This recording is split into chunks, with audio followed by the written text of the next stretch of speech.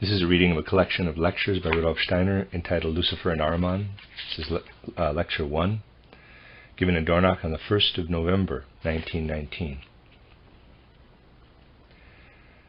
When social questions are discussed from a spiritual scientific point of view, this is not done out of any subjective motive or impulse. Everything is based upon observation of the evolution of humanity and of what the forces underlying that evolution demand of us now and in the immediate future. To reveal the deeper impulses working at the present time is not a congenial task, for there is little inclination to enter into such matters with any real earnestness. But our age calls for this earnestness wherever the affairs of humanity are concerned, above all for the discarding of prejudices and preconceptions. Today, therefore, I shall put before you certain deeper aspects of matters to which reference has often been made. Once again, it is necessary to survey a rather lengthy period in the life of humanity. As you know, we distinguish the present epoch from other epochs, reckoning that it began in the middle of the 15th century A.D. We speak of it as the 5th post-Atlantean epoch, distinguishing it from the previous epoch, which began in the 8th century BCE and is called the Greco-Latin epoch, after the peoples responsible for its culture. It was preceded by the epoch of Egypto-Chaldean civilization. When we come to consider the Egypto-Chaldean epoch, we find that the records of ordinary history break down. Even with the help of accessible Egyptian and Chaldean lore, external evidence does not carry us very far back in the history of humanity. But it is not possible to grasp what is of importance for the present time unless we understand the intrinsic characteristics of that third post-Atlantean epoch of culture. You are certainly aware that in the ordinary history of that ancient time, all civilization, all culture in the then known world goes by the name of paganism. Like an oasis, Hebraic culture arises in its midst as a preparation for Christianity. But disregarding for the moment this Jewish culture, which differed so fundamentally from the other forms of pre-Christian civilized life, let us turn our attention to paganism. Its special characteristic may be said to lie in its wisdom, in its deep insight into the things and processes of the world. The knowledge contained in paganism had its source in the ancient mysteries, and although, according to modern scholarship, it bears a mythical, pictorial character, it must be emphasized that all the imagery, all the pictures which have come down to posterity from this ancient paganism are the fruits of profound insight. Recalling the many treasures of this supersensible lore which we have been endeavoring to bring to light, it will be obvious that here we have to do with a primeval wisdom, a wisdom underlying all the thinking, all the perceptions and feelings of those ancient peoples.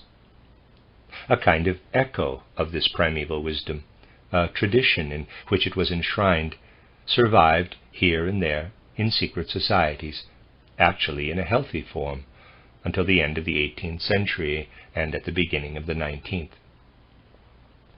In the 19th century the source ran dry, and such vestiges as remain have passed into the hands of isolated groups belonging to certain nationalities. And what is in the possession of ordinary secret societies today can no longer be regarded as wholesome or as a genuine tradition of the old pagan wisdom. Now this ancient wisdom has one particular characteristic, of which sight must never be lost. It has one characteristic on account of which Judaism, the smaller stream then making preparation for Christianity, had to be introduced as a kind of oasis.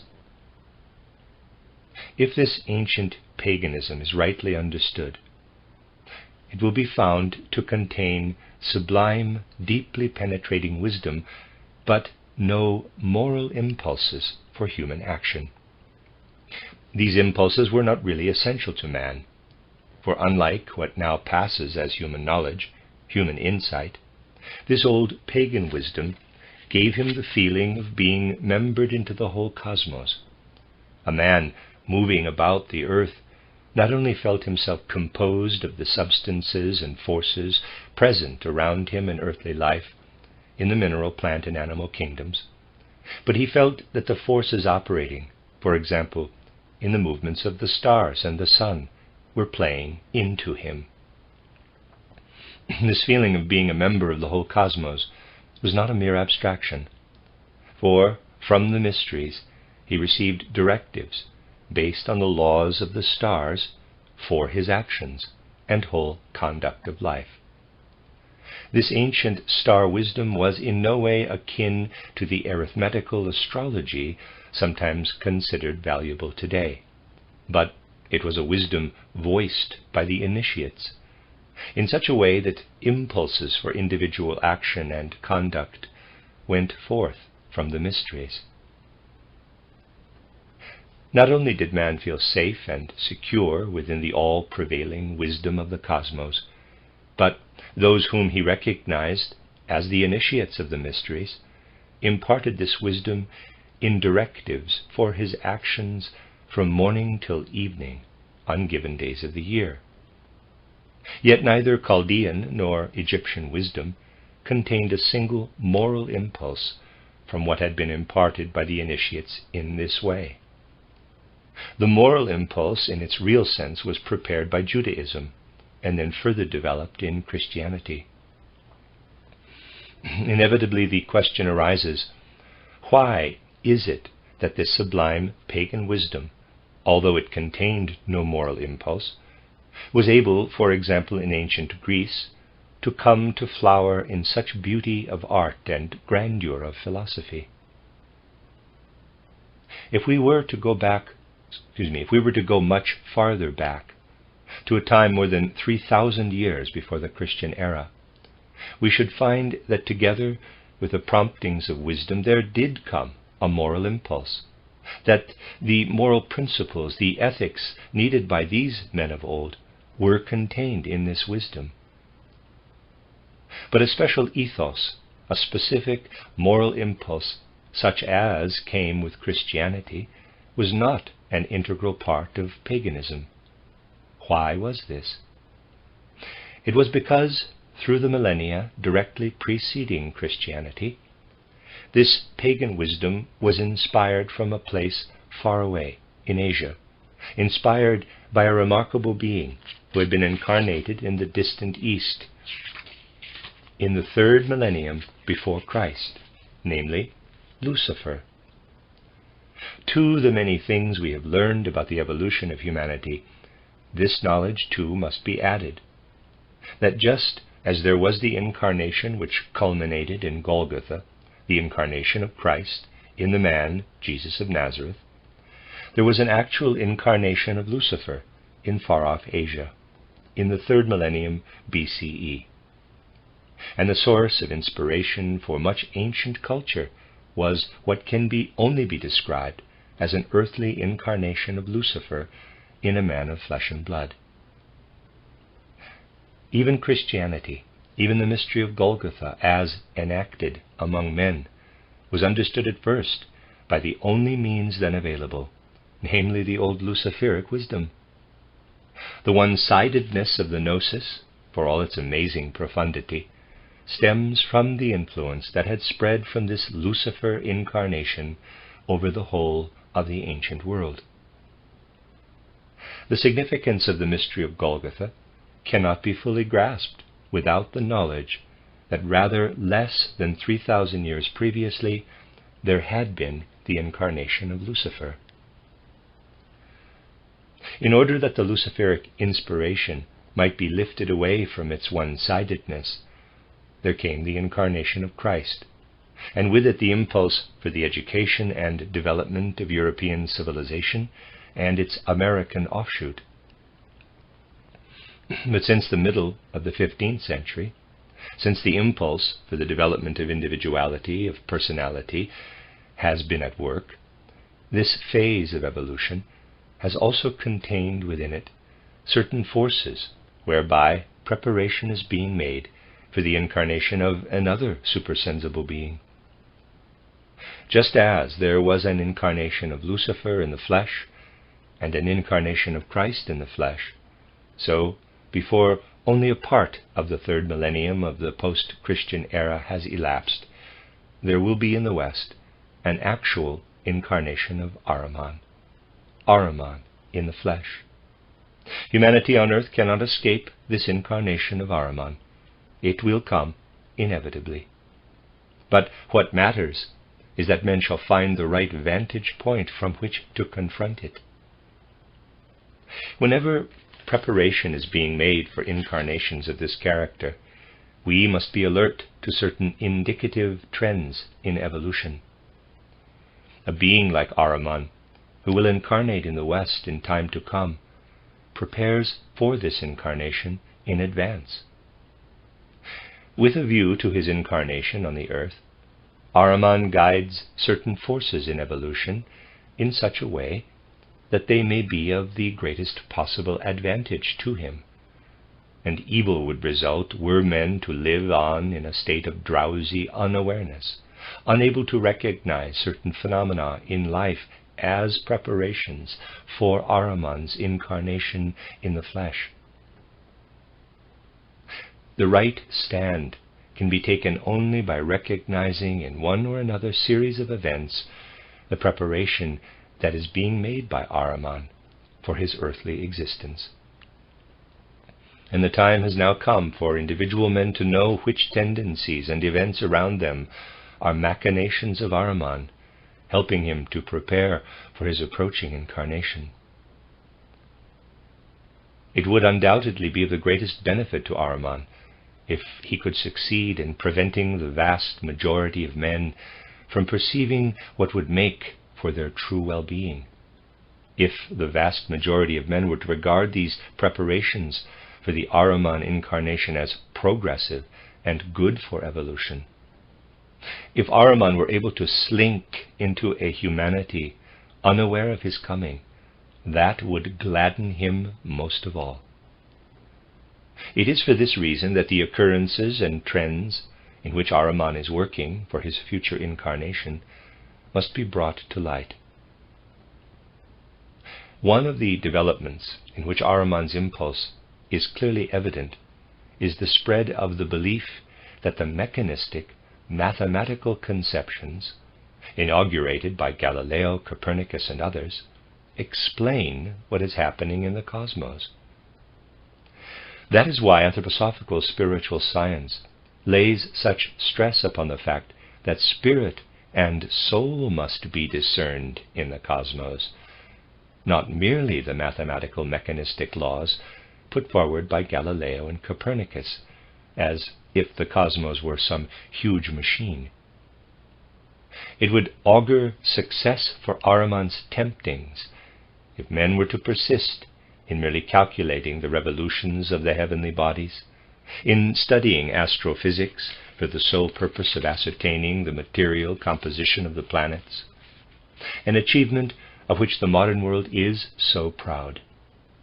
But woe betide if this Copernicanism is not confronted by the knowledge that the cosmos is permeated by soul and spirit. It is this knowledge that Ahriman, in preparing his earthly incarnation, wants to withhold from men. He would like to keep them so obtuse that they can grasp only the mathematical aspect of astronomy. Therefore he tempts many men to carry into effect their repugnance to knowledge concerning soul and spirit in the cosmos. That is only one of the forces of corruption poured by Ahriman into the souls of men. Another means of temptation connected with his incarnation, he also works in cooperation with the Luciferic forces. Another of his endeavors is to preserve the already widespread attitude that for the public welfare it is sufficient if the economic and material needs of men are provided for. Here we come to a point that is not willingly faced in modern life. Official science nowadays contributes nothing to real knowledge of the soul and spirit, for the methods adopted in the orthodox sciences are of value only for apprehending external nature, including the external constitution of man. Just think with what contempt the average citizen today regards anything that seems to him idealistic, anything that seems to be a path leading in any way to the spiritual. At heart he is always asking, what is the good of it? How will it help me to acquire this world's goods?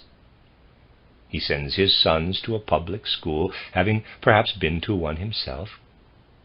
He sends them on to a university or institute of advanced studies. But all this is done merely in order to provide the foundations for a career. In other words, to provide the material means of livelihood. And now think of the consequences of this. What numbers of people there are today who no longer value the spirit for the sake of the spirit or the soul for the sake of the soul. They are out to absorb from cultural life only what is regarded as, in quotes, useful. This is a significant and mysterious factor in the life of modern humanity, and one that must be lifted into the full light of consciousness. The average citizen who works assiduously in his office from morning till evening, and then goes through the habitual evening routine, will not allow himself to get mixed up with what he calls the twaddle to be found in anthroposophy. It seems to him entirely redundant, for he thinks that is something one cannot eat. It finally comes to this, although people will not admit it, that in ordinary life nothing in the way of knowledge is considered really useful unless it helps to put food in the mouth. In this connection, men of today have succumbed to a strange fallacy. They do not believe that the spirit can be eaten, and yet the very ones who say this do eat the spirit. Although they may refuse to accept anything spiritual, nevertheless, with every morsel that passes through the mouth into the stomach, they are devouring the spiritual, but dispatching it along a path other than the path which leads to the real well-being of mankind. I believe that many Europeans think it is to the credit of their civilization to be able to say, "We are not cannibals." But these Europeans and their American affinities are nonetheless devourers of soul and spirit. The soulless devouring of material food leads to the sidetracking of the spirit. It is difficult to say these things today, for in the light of such knowledge, just think what would have to be said of a large section of modern culture. To keep men in the state of being devourers of the soul and spirit is one of Ahriman's impulses in preparation for his incarnation.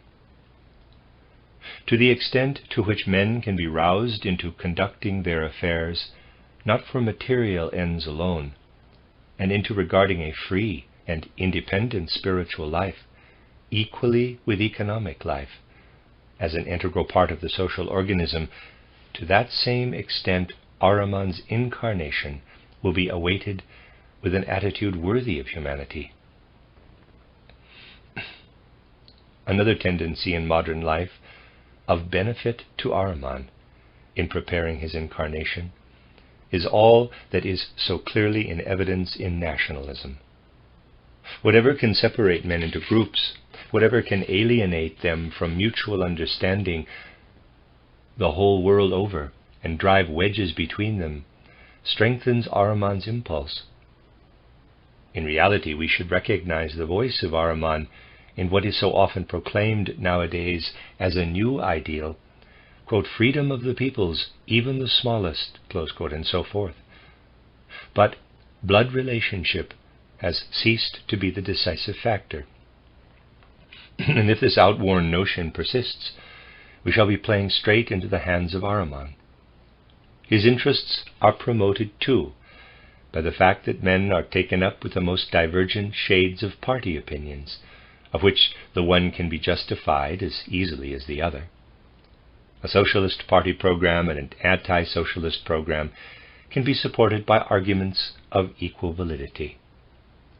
And if men fail to realize that this kind of, in quotes, proof lies so utterly on the surface that the no and the yes can both be justified with our modern intelligence, useful as it is for natural science but not for a different kind of knowledge, if men do not realize that this intelligence lies entirely on the surface, in spite of serving economic life so effectively, they will continue to apply it to social life and spiritual life irrespectively. One group will prove one thing, another its exact opposite, and as both proofs can be shown to be equally logical, hatred and bitterness, of which there is more than enough in the world, will be intensified. These trends too are exploited by Ahriman in preparation for his earthly incarnation. Again, what will be of particular advantage to him is the short-sighted, narrow conception of the gospel that is so prevalent today. You know how necessary it has become in our time to deepen understanding of the Gospels through spiritual science. But you also know how widespread is the notion that this is not fitting, that it is reprehensible to bring any real knowledge of the Spirit or of the cosmos to bear upon the Gospels. It is said that the Gospels must be taken, quote, in all their simplicity, close quote, just as they stand. I am not going to raise the issue that we no longer possess the true Gospels. The translations are not faithful reproductions of the authentic Gospels, but I do not propose to go into this question now. I shall merely put before you the deeper fact, namely that no true understanding of Christ can be reached by the simple, easy-going perusal of the Gospels, beloved by most religious denominations and sects today. At the time of the mystery of Golgotha, and for a few centuries afterward, a conception of the real Christ was still possible, because accounts handed down by tradition could be understood with the help of the pagan Luciferic wisdom. This wisdom has now disappeared, and what sects and denominations find in the Gospels does not lead men to the real Christ, for whom we seek through spiritual science, but to an illusory picture, at most to a sublimated hallucination of Christ. The Gospels cannot lead to the real Christ unless they are illumined by spiritual science. Failing this illumination, the Gospels as they stand give rise to what is no more than an hallucination of Christ's appearance in world history. This becomes very evident in the theology of our time. Why does modern theology so love to speak of these, in quotes, simple man of Nazareth, and to identify the Christ with Jesus of Nazareth, whom it regards as a man only a little more exalted than other great figures of history? It is because the possibility of finding the real Christ has been lost, and because what men glean from the Gospels leads to an hallucination, to a kind of illusion. An illusory conception of Christ is all that can be gleaned through the way in which the Gospels are read today, not the reality of Christ. In a certain sense, this has actually dawned on the theologians, and many of them are now describing Paul's experience on the way to Damascus as a, in quotes, vision. They have come to the point of realizing that their way of studying the Gospels can lead only to a vision, to an hallucination. I am not saying that this vision is false or untrue, but that it is merely an inner experience, unconnected with the reality of the Christ being. I do not use the word illusion with the side implication of falsity, but I wish only to stress that the Christ being is here a subjective, inner experience of the same character as an hallucination. If men could be brought to a standstill at this point, not pressing on to the real Christ, but contenting themselves with an hallucination of Christ, Ahriman's aims would be immeasurably furthered. The influence of the Gospels also leads to hallucinations when one Gospel alone is taken as the basis of belief. Truth to tell, this principle has been forestalled by the fact that we have been given 4 Gospels, representing 4 different aspects. And it does not do to take each single Gospel word for word on its own, when outwardly there are obvious contradictions. To take one single Gospel word for word and disregard the other 3 is actually dangerous. What you find in sects whose adherents swear by the literal content of the Gospel of St. Luke alone or that of St. John alone is an illusory conception arising from a certain dimming of consciousness.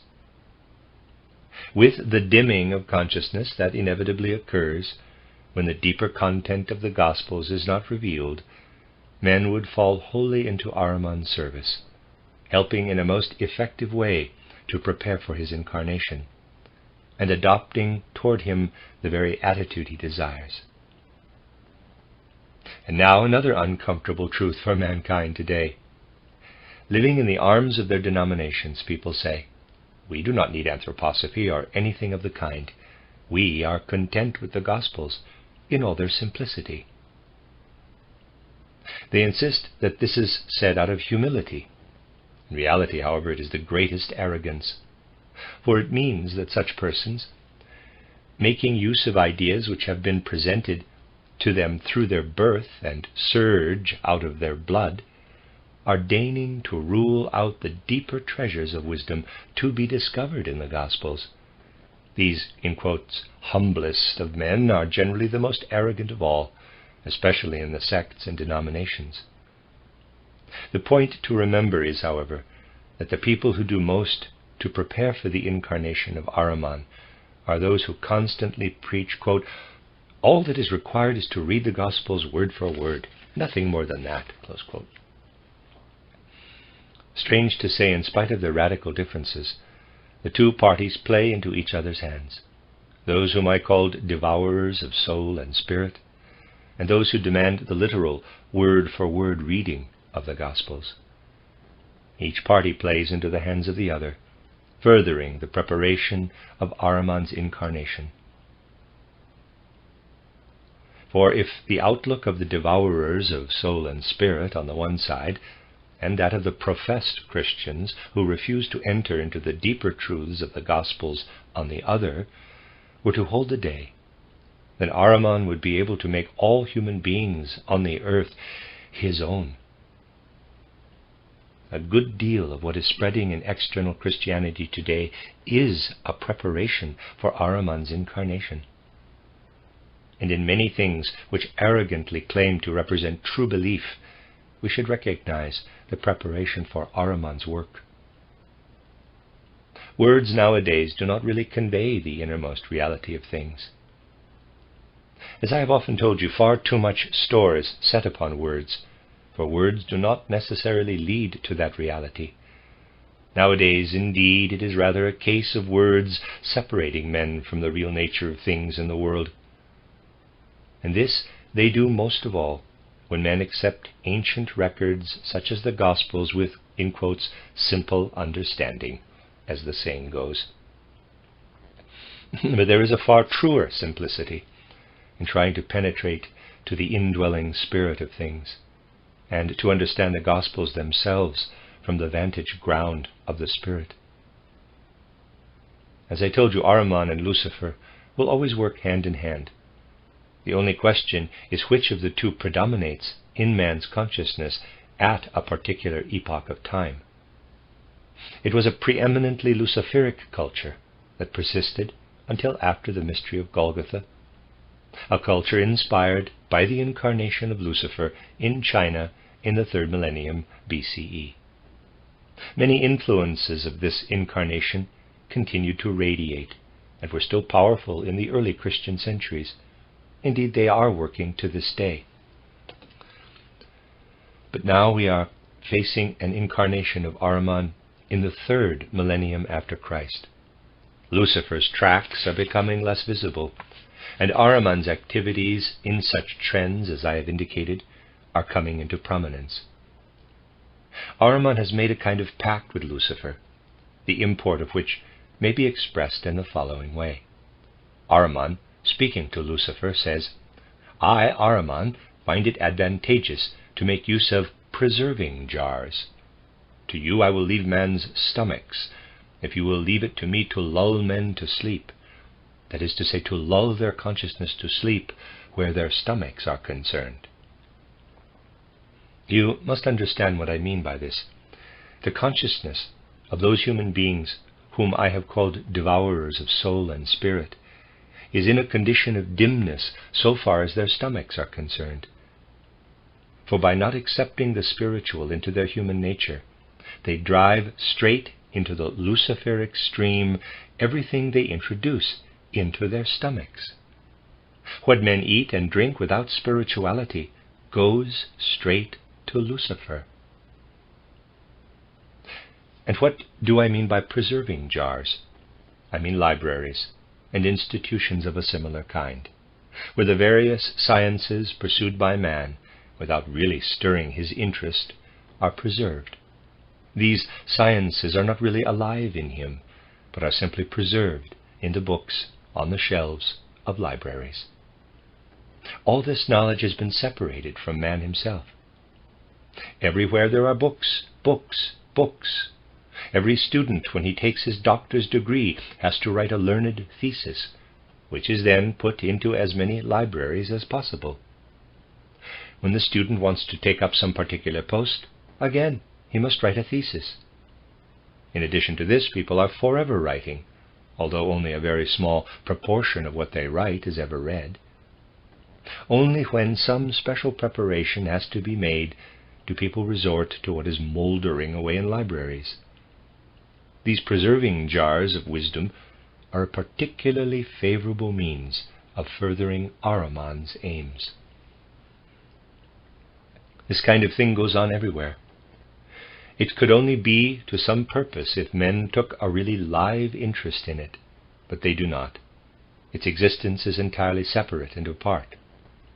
Just think, if one were so disposed, one might well despair. Just think, for example, of a lawsuit where a barrister has to be engaged to plead the case. The time comes when one has to go into matters with him. Documents pile up. He has them all there in a dossier. But when one starts talking to him, he has no inkling of the circumstances. He turns the papers over and over without getting anywhere. He has no connection at all with his documents. Here is one portfolio full of them, there another. The number of documents grows and grows, but as for interest in them, that is simply non-existent. These professional people make one despair when one has dealings with them. They really know nothing about the matter at issue, have no connection with it, for everything remains in the documents. These are the little preserving jars, and the libraries, the big preserving jars, of soul and spirit. Everything is preserved in them, but human beings do not want to connect themselves with it, to permeate it with their interest. And finally there arises the mood which does not want the head to play any part in a professed view of the world. But after all, the head, or some element of the head, is necessary for any understanding. What people like is to base their religious faith, their view of the world, on the heart alone. The heart must play a part, of course, but the way in which men today often speak of their religion reminds me of a saying much quoted in the district where my youth was spent. It was to this effect, quote, "There is something very special about love. If you buy it, you buy the heart only, and the head is thrown in gratis." Close quote. This is more or less the attitude which people today like to adopt in their view of life. They would like to take in everything through the heart, as they say, without exerting the head at all. The heart cannot beat without the head, but the heart is well able to take things in if by heart here one really means the stomach. And then, what ought to be achieved through the head is supposed to be thrown in gratis, especially where the most important things in life are concerned. It is very important indeed to pay heed to these matters, because in observing them it becomes evident what earnestness must be applied to life at this juncture, how necessary it is to learn from the illusions to which even the Gospels may give rise, and how dearly mankind today loves those illusions. Truth is beyond the reach of the kind of knowledge for which people aspire today. They feel on secure ground when they can reckon by means of figures, when they can prove things by statistics. With statistics and figures, Ahriman has an easy game. It suits him admirably when some erudite scholar points out, for example, that conditions in the Balkans are due to the fact that the population of Macedonia consists of so many Greeks, so many Serbs, so many Bulgarians. Nothing can stand up against figures because of the faith that is reposed in them. And Ahriman is only too ready to exploit figures for his purposes. But later on, one begins to see just how reliable such figures are. Admittedly, figures are sometimes a means of proof, but if one goes beyond them and investigates more closely, one often notices things like the following. In the statistics of Macedonia, for example, a father may be put down as a Greek, one son as a Serb, another son as a Bulgarian, so the father is counted in with the Greeks, one son with the Serbs and the other with the Bulgarians. What would really help one to get at the truth, however, would be to discover how it has happened that in the same family one is said to be Greek, one Serbian and one Bulgarian, and how this affects the figures, rather than simply accepting the figures that people find so satisfactory today. If the father is Greek, then naturally the sons are Greek too. Figures are means whereby men are led astray in a direction favorable to Ahriman for his future incarnation in the 3rd millennium A.D. We shall speak of these things again in the lecture tomorrow, the end of Lecture 1. This is a reading of a collection of lectures by Rudolf Steiner entitled Lucifer and Ahriman, Lecture 2. Lecture 2 is given on November 2nd, 1919. The lecture yesterday will have shown you that if we are to acquire insight into the nature and evolution of man, we must be constantly mindful of the power and influence of Lucifer, of Christ, and of Ahriman. These influences were, of course, already at work in earlier stages of cosmic evolution, but in spheres where it was unnecessary for man to have clear consciousness of their effects. On the other hand, the very purpose of our 5th post-Atlantean epoch is that man should become increasingly conscious of what takes effect through him in earthly existence. The unveiling of many more of the secrets of human life would be desirable at the present time, if only there were greater willingness to face things frankly and objectively. For without the knowledge of certain facts of the kind indicated yesterday, it will not be possible for humanity to make progress either in the inner life or in the sphere of social life. Think only of something that is connected with the social problems we have recently been studying. It has been our aim to demonstrate the necessity for separating the spiritual life and also the political life or life of rights from the economic life. Our greatest concern is to create conditions throughout the world, or at least, for we cannot do more at present, to convince men of the necessity for conditions which would provide the foundation for a free spiritual life, no longer dependent upon the other spheres of social life, or as deeply entangled as it is today in the economic life on the one side and in the political life of the state on the other. Civilized mankind must either establish the independence of the spiritual life or face collapse. with the inevitable result of an Asiatic influence taking effect in the future. Those who still do not recognize the gravity of the present situation in the world are also, in a certain respect, helping to prepare for Ahriman's incarnation. Many things in external life today bear witness to this. The Ahrimanic incarnation will be greatly furthered if men fail to establish a free and independent spiritual life and allow it to remain entangled in the economic or political life. For the Ahrimanic power has everything to gain by the spiritual life being even more closely intermingled with these other spheres. To the Ahrimanic power, a free spiritual life would denote a kind of darkness, and men's interest in it a burning, raging fire. The establishment of this free spiritual life is essential in order that the right attitude, the right relationship may be adopted to Ahriman's incarnation in the future. But there is still a strong tendency today to conceal the facts of which we spoke yesterday. The vast majority of people cast a veil over these things. They refuse to see them as they really are, and allow themselves to be deceived by words which have no connection with reality. And very often, endeavors to shirk reality are described as honest and well-meaning. Take, for example, the recently published letter of Romain Rolland, in which he says that men should not allow themselves to be deluded by erstwhile proclamations of the victorious powers concerning justice and the upholding of political rights.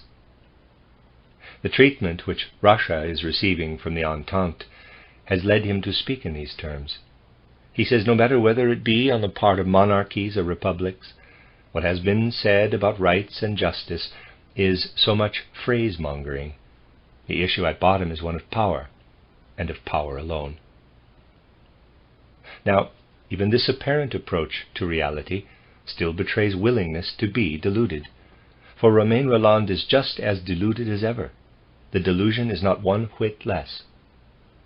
It could only be so if such men were to discard phrases and recognize that all these things for which they aspire are meaningless, as long as they fail to realize that if the old unified state as such, whether a democracy, a republic, or a monarchy, does not become threefold, this is simply a way of helping Ahriman's incarnation.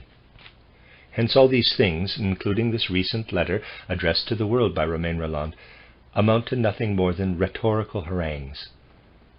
People do not grasp the reality, for reality can be grasped only when the necessity for spiritual knowledge and deep penetration into the nature of things is thoroughly understood. You are all familiar with the much-quoted phrase, quote, "In the beginning was the Word, and the Word was with God, and the Word was a God," close quote. Do men really take these lines in earnest? They utter them but so often as mere phrases. No particular emphasis is laid on the tense. Quote, "In the beginning was the Word, and the Word was with God, and the Word was a God," close quote. Word here must obviously have the meaning it bore in ancient Greece. It is not word as understood today, word as mere sound, but it is the inner spiritual reality. In either case, however, it is the imperfect tense that is employed. The implication, therefore, is, quote, "In the beginning the Word was, but it is no longer," close quote. Otherwise the sentence would run, quote, "Now is the Word, and the Word is not with God. It was with God, and a God was the Word, but is no longer," close quote. This, moreover, is what stands in the Gospel of St. John. Otherwise, what would be the meaning of the words immediately following, quote, "And the Word was made flesh and dwelt among us," close quote. This indicates a further evolution of the word.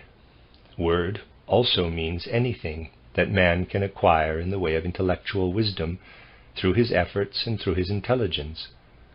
But it must be quite clear to us that what word denotes here is not really the goal for which man must strive at the present time or in the immediate future. To express what is now the goal, we should have to say, quote, "Let man seek for the Spirit that reveals itself in the Word, for the Spirit is with God, and the Spirit is a God." Close quote. Mankind must press on from the Word to the Spirit, to perception and knowledge of the Spirit. When I remind you of these first verses of the Gospel of St. John, you will realize what little inclination there is today to take such things in earnest and to surmount the arbitrary interpretations so often accepted in matters of the greatest moment. Human intelligence itself must be quickened and illumined by what is revealed in spiritual vision. Not that actual seership is essential. What matters is that the fruits of spiritual vision shall be understood. I have repeatedly emphasized that today it is not the seer alone who can apprehend the truth of clairvoyant experience.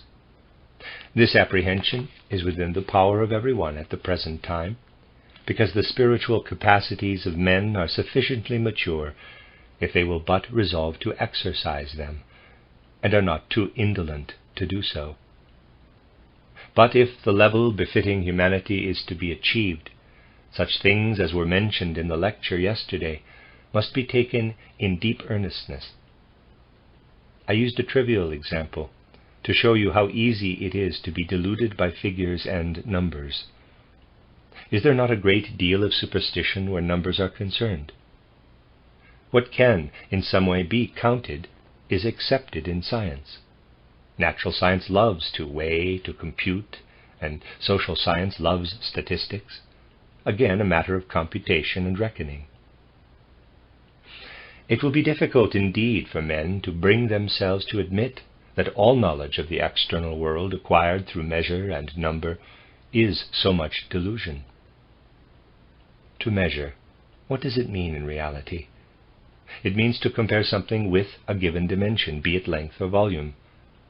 I can measure a line if you compare it with a line twice, 3 times, 4 times, etc. smaller. In such measurements, no matter whether of lengths or surfaces or weights, the qualitative element is entirely lacking. The number 3 always remains the same, whether one is counting sheep, human beings, or politicians. It is not a matter of the qualitative, but only of the quantum, the quantitative. The essential principle of volume and number is that the qualitative is left out of account. But for that very reason, all knowledge derived from the principles of volume and measure is illusion. And the fact which must be taken in all seriousness is that the moment we enter the world that can be weighed and measured, the world of space and time, we enter a world of illusion, a world that is nothing but a fata morgana, as long as we take it to be reality. It is the ideal of present-day thinking, to experience in connection with all the things of the external world of space and time their spatial and temporal significance, whereas in truth what things signify in space and time is their external aspect only, and we must transcend space and time, penetrating to much deeper levels if we are to reach the innermost truth, the innermost being of things. And so a future must come when men will be able to say, yes, with my intelligence I can apprehend the external world in the way that is the ideal of natural science, but the vista thus presented to me is wholly Ahrimanic. This does not mean that natural science is to be ignored or put aside. It is a matter of realizing that this natural science leads only to the Ahrimanic illusion. Why, then, must man have natural science, in spite of the fact that it leads only to illusion? It is because in his earth existence he is already on the descending curve of evolution. Of the 4th post-Atlantean epoch, the Greco-Latin epoch, it may be said that in respect of knowledge, man was relatively speaking at the zenith. But now in the fifth post-Atlantean epoch he is on the path of decline. He is a being growing physically weaker, and to perceive the world in the way the Greek perceived it would be too much for his strength. That is something we are not told in history. Just imagine what modern historians would have to say about it. Those worthy historians who describe Greece as if they were describing some region of their own time, because they do not know that the Greeks looked out into nature with different eyes, listened with different ears from those of modern men. These historians do not tell us that modern human beings would suffer from constant headache or migraine if they were to see and hear in the outer world all that the Greeks saw and heard. The Greeks lived with infinitely greater intensity in the world of the senses. Our own apprehension of this world has already weakened. To be able to bear it, a fata morgana has to be and is presented to us. And not only what we perceive with the senses, but on account of our scientific conceptions, we dream about the external world. That, most emphatically of all, is a fata morgana. The greatest dreamers where the external world is concerned are precisely those who pride themselves on being realistic in their thinking. Darwin and John Stuart Mill are fundamentally dreamers. The dreamers are the very men who claim to be thoroughgoing realists.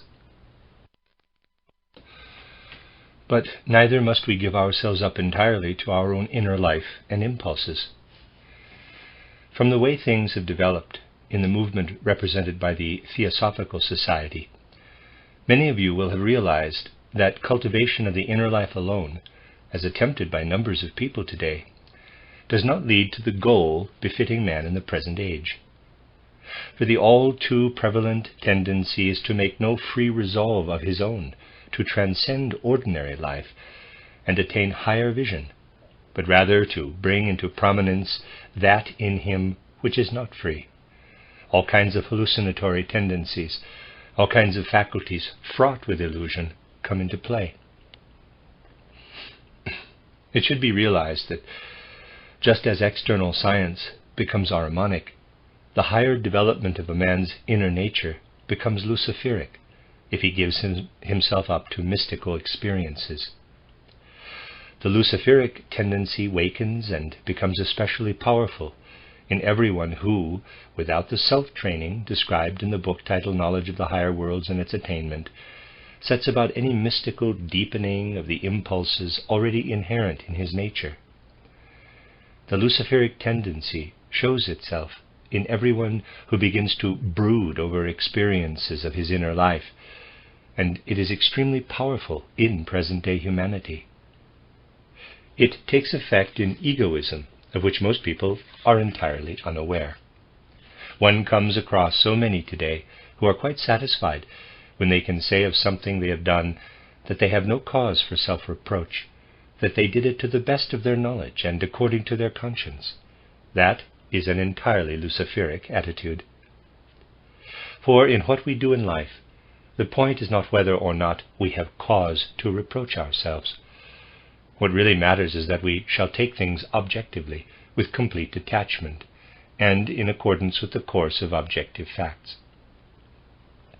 And the majority of people today make no effort to achieve this objective understanding, or to acquire knowledge of what is necessary for world evolution. Therefore, spiritual science must emphasize the following: that Ahriman is actually preparing for his incarnation, where we can recognize how he is preparing for it, and with what attitude it must be confronted. In such questions, the point is not to say, we do this or that in order that we may have no cause for self-reproach, but to learn to recognize the objective facts. We must come to know what is at work in the world, and act accordingly, for the world's sake. It all amounts to this, that modern man only speaks truly of himself when he says that he hovers perpetually between two extremes, between the Ahrimanic on the one side, where he is presented with the outer delusion, a fata morgana, and on the other, the Luciferic element within him, which induces the tendency to illusions, hallucinations, and the like. The Ahrimanic tendencies in man today live themselves out in science, the Luciferic tendencies in religion, while in art he swings between the one extreme and the other. In recent times, the tendencies of some artists have been more Luciferic. They are the expressionists. The tendencies of the others have been more Ahrimanic. They are the impressionists.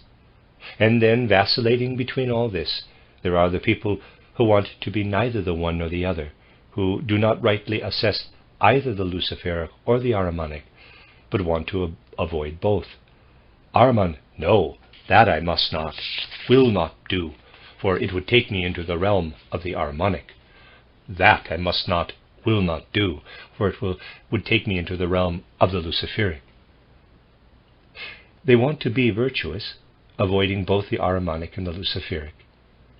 But the truth of the matter is that Lucifer and Ahriman must be regarded as scales of a balance, and it is we who must hold the beam in equipoise.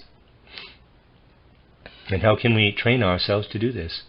By permeating what takes Ahrimanic form within us with a strongly Luciferic element. What is it that arises in modern man in an Ahrimanic form? It is his knowledge of the outer world. There is nothing more Ahrimanic than this knowledge of the material world, for it is sheer illusion. Nevertheless, if the fata morgana that arises out of chemistry, out of physics, out of astronomy and the like, can fill us with fiery enthusiasm and interest, then through our interest, which is itself Luciferic, we can wrest from Ahriman what is his own. That, however, is just what human beings have no desire to do. They find it irksome. And many people who flee from external materialistic knowledge are misconceiving their task and preparing the best possible incarnation for Ahriman in earth existence. Again, what wells up in man's inmost being today is very strongly Luciferic. How can we train ourselves rightly in this direction? By diving into it with our Ahrimanic nature, that is to say, by trying to avoid all illusions about our own inner life and impulses, and observing ourselves just as we observe the outer world. Modern man must realize how urgent it is to educate himself in this way. Anyone who has an observant eye in these matters will often come across circumstances of which the following is an example. A man tells him how indignant he is with countless human beings. He describes minutely how this or that in A, in B, in C, and so on angers him. He has not an inkling that he is simply talking about his own characteristics. This peculiarity in human beings was never so widespread as it is today, and those who believe they are free of it are the greatest culprits. The essential is that man should approach his own inner nature with Ahrimanic cold-bloodedness and dispassion. His inner nature is still fiery enough, even when cooled down in this way. There is no need to fear that it will be overcooled.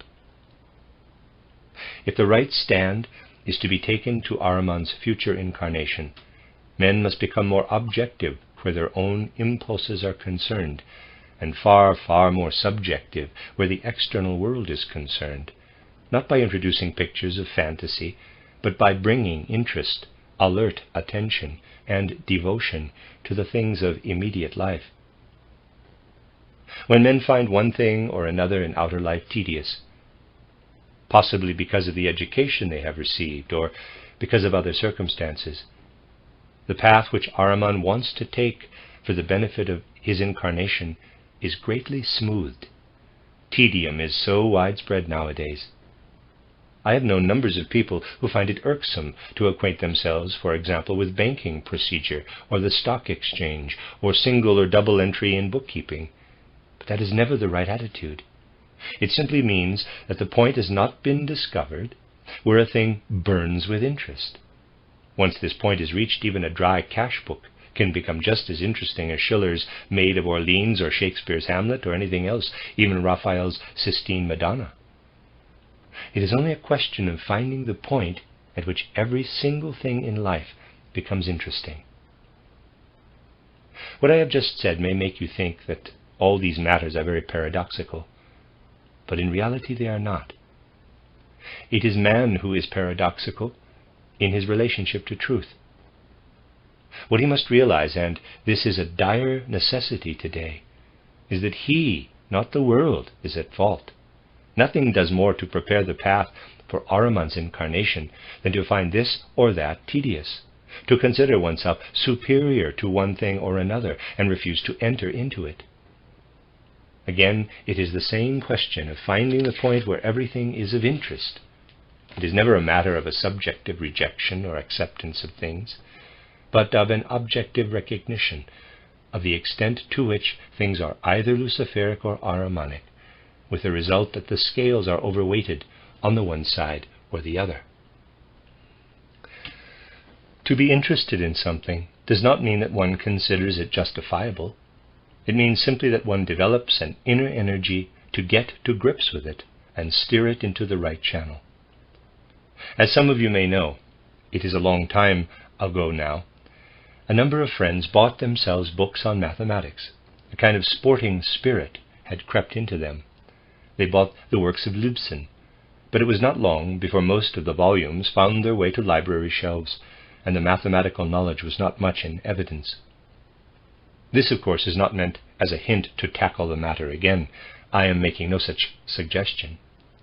But to come to grips with something in which to begin with one is not interested at all, in order that a new understanding of world existence may arise, that is of untold significance. For such things as I want to bring home to you in these lectures, how Lucifer and Ahriman intervene in the evolution of mankind side by side with the Christ impulse, these things must be taken in all earnestness, and their consequences rightly assessed. Had there been no Luciferic wisdom, no understanding of the mystery of Golgotha could have been acquired through the gnosis in the early centuries of Christendom. Understanding of the mystery of Golgotha diminished with the fading of the Luciferic wisdom. And where is there any evidence today of such understanding? The fact that understanding cannot be found through external Ahrimanic science is perceived by those who, to some extent, recognize its characteristics. Take, for example, a man like Cardinal Neumann, a very significant figure in the sphere of religion during the second half of the 19th century. At his investiture as cardinal in Rome, he declared that he could see no salvation for the religious development of mankind other than a new revelation. Footnote, see his speech in Rome, May 12, 1879, when he had been raised to the rank of cardinal. Quote, "Hitherto the civil power has been Christian. Even in countries separated from the Church, as in my own, the dictum was in force, when I was young, that Christianity was the law of the land. Now everywhere that goodly framework of society, which is the creation of Christianity, is throwing off Christianity. The dictum to which I have referred, with 100 others which followed upon it, is gone, or is going everywhere. And by the end of the century, unless the Almighty interferes, it will be forgotten." Close quote from the Life of John Henry Neumann by Wilfrid Ward, Volume 2, page 460, end of footnote. But there it remained. He himself showed no special inclination to receive anything of the new spiritual life that can now stream into humanity out of the spiritual worlds. What he said remained in the sphere of abstraction. In very truth, humanity needs a new revelation. Of this there is evidence on all sides. There have been discussions recently about the deterioration in morals and in the general attitude to morality during the last 4 or 5 years. The conclusion reached is that denominational religious instruction must be introduced more intensively into the schools. But it cannot be emphasized often enough that this instruction was already being given, and the times are supposed to have come under its influence. If the old denominational instruction is again to be introduced, we shall simply be beginning the whole process over again. In a short time we shall be back where we were in 1914. It is in the highest degree important to realize that in the subconsciousness of human beings there are longings quite different in character from what comes to expression on the surface. When we founded the Waldorf School in Stuttgart earlier this year, we were obliged to arrange for the religious instruction to be divided among the various clergy. A particular hour is devoted to religious instruction, which is given by a Catholic priest for the Catholic children and by an evangelical pastor for the evangelicals. I shall not speak of the difficulties that came from the side of the priests. That is a chapter by itself. What I do want to say, however, is that an immediate desire was expressed for religious teaching apart from any denomination. At first I thought that the attendance would be insignificant in comparison with the numbers attending the denominational instruction. But in spite of the fact that soon there will not be a single pulpit in Stuttgart from which invectives are not poured on anthroposophy, a large number of children, 5 times as many as we expected, have asked for a kind of anthroposophical instruction in religion, and the class has had to be divided into 2. Subjectively, this may not be altogether welcome, for it may prove to be a rod for our own backs. But of that I do not want to speak. I want only to show that there is a longing for progress in human beings, but that they are asleep and do not perceive that forces are keeping these longings in subjection.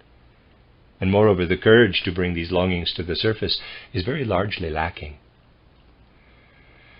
Just think what the effect could be of knowledge such as that of the future incarnation of Ahriman, who is preparing for it by means I have been describing both yesterday and today.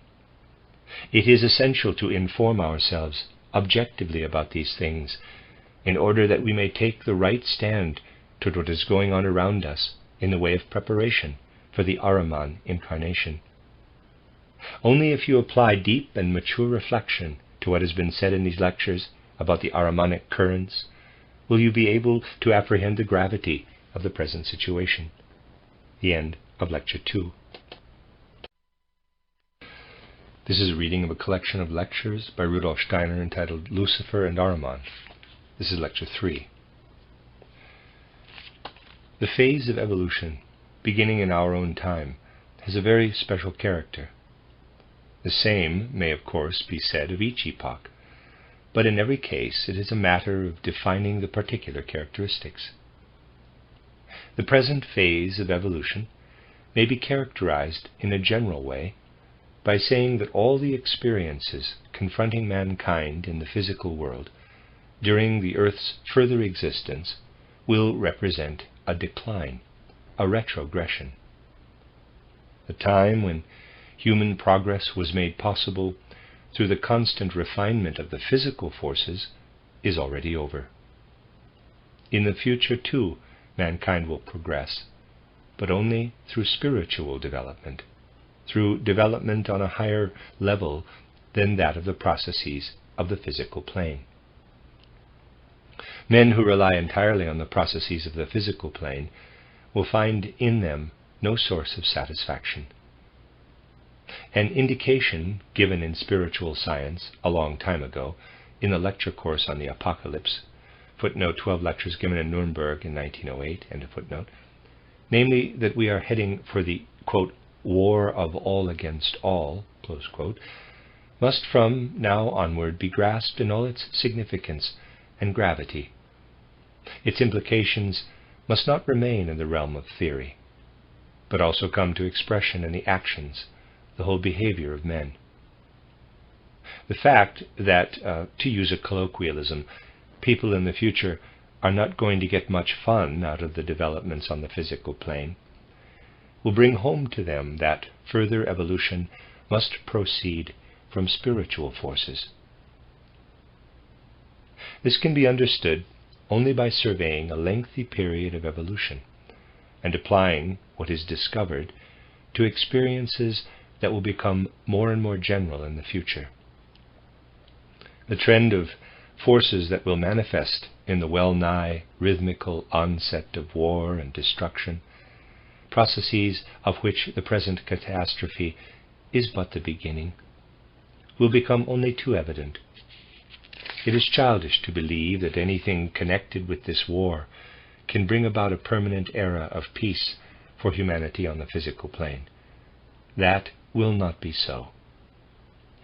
What must come about on the earth is spiritual development, its direction and purport will be clear to us if, after surveying a comparatively lengthy epoch preceding the mystery of Golgotha, we bear in mind something of the meaning of the mystery of Golgotha, and then try to envisage the impulse of that event working in the future evolution of mankind. We have studied the mystery of Golgotha from many different points of view, and will do so again today by characterizing, very briefly, the civilization which preceded it, let us say as far back as the 3rd millennium BCE, and then continued for a time as pagan culture in the period of Christian development. Within this pagan culture, the utterly different Hebraic Jewish culture took root, having Christianity as its offspring. The nature of pagan culture can best be understood if we realize that it was the outcome of knowledge, vision, and action born of forces much wider in range than those belonging to present earthly existence. It was actually through Hebraic culture that the moral element was first inculcated into humanity. In paganism, the moral element did not occupy a place separate and apart. This pagan culture was such that man felt himself a member of the whole cosmos. This is something we must particularly bear in mind. The human being, living on earth within the old pagan world, felt himself membered into the whole cosmos. He felt how the forces at work in the movements of the stars extend into his own actions, or better said, into the forces taking effect in his actions. What later passed for astrology, and does so still, is but a reflection, and a very misleading one at that, of the ancient wisdom gleaned from contemplation of the stars in their courses, and then used as the basis for precepts governing human action. These ancient civilizations can be understood only if light is thrown by spiritual science upon human evolution in its outer aspect some 4,000 or 5,000 years before Christ. We are apt to speak in rather a matter-of-fact way of the 2nd or the 1st post-Atlantean epochs, but we err if we picture man's existence on the earth in the 5th, 6th, or 7th millennia BCE as having been similar to our present existence. It is quite correct that men living on the earth in those ancient times had a kind of instinctive soul life, in a certain respect more akin to the soul life of animals than to that of present-day man. But it is a very one-sided conception of human life to say that in those ancient times men were more like animals. In tenor of soul, the human being then moving about the earth was, it is true, more like the animal, but those human animal bodies were used by beings of soul and spirit, who felt themselves members of the supersensible worlds, above all of the cosmic worlds. And provided we go back far enough, say to the 5th pre-Christian millennium, it may be said that men made use of animal bodies as instruments, rather than feeling themselves within those bodies. To characterize these men accurately, one would have to say that when they were awake, they moved about with an instinctive life of soul like that of animals. But into this instinctive life of soul there shone something like dreams from their sleeping state, waking dreams. And in these waking dreams they perceived how they had descended, to use animal bodies merely as instruments. This inner fundamental tenor of the human soul then came to expression as a religious rite. In the Mithras cult, with its main symbol of the god Mithras riding on a bull, above him the starry heavens to which he belongs, and below him the earth to which the bull belongs. This symbol was not, strictly speaking, a symbol of these men of old. It was a vision of reality. Man's whole tenor of soul made him say to himself, "When I am outside my body at night, I belong to the forces of the cosmos, of the starry heavens. When I wake in the morning, I make use of animal instincts in an animal body." Then human evolution passed, figuratively speaking, into a period of twilight. A certain dimness, a certain lethargy spread over the life of humanity. The cosmic dreams receded and instinct gained the upper hand. The attitude of soul formerly prevailing in men was preserved through the mysteries, mainly through the Asiatic mysteries. But in the 4th millennium BCE, and until the beginning of the 3rd, humanity in general, when uninfluenced by the mystery wisdom, lived an existence pervaded by a more or less dim twilight consciousness. In Asia and the then known world, it may be said that during the 4th and at the beginning of the 3rd millennium before the mystery of Golgotha, man's life of soul was dim and instinctive. But the mysteries were there, into which, through the powerful rites and ceremonies, the spiritual worlds were able to penetrate. And it was from these centers that men received illumination. At the beginning of the 3rd millennium, a momentous event took place.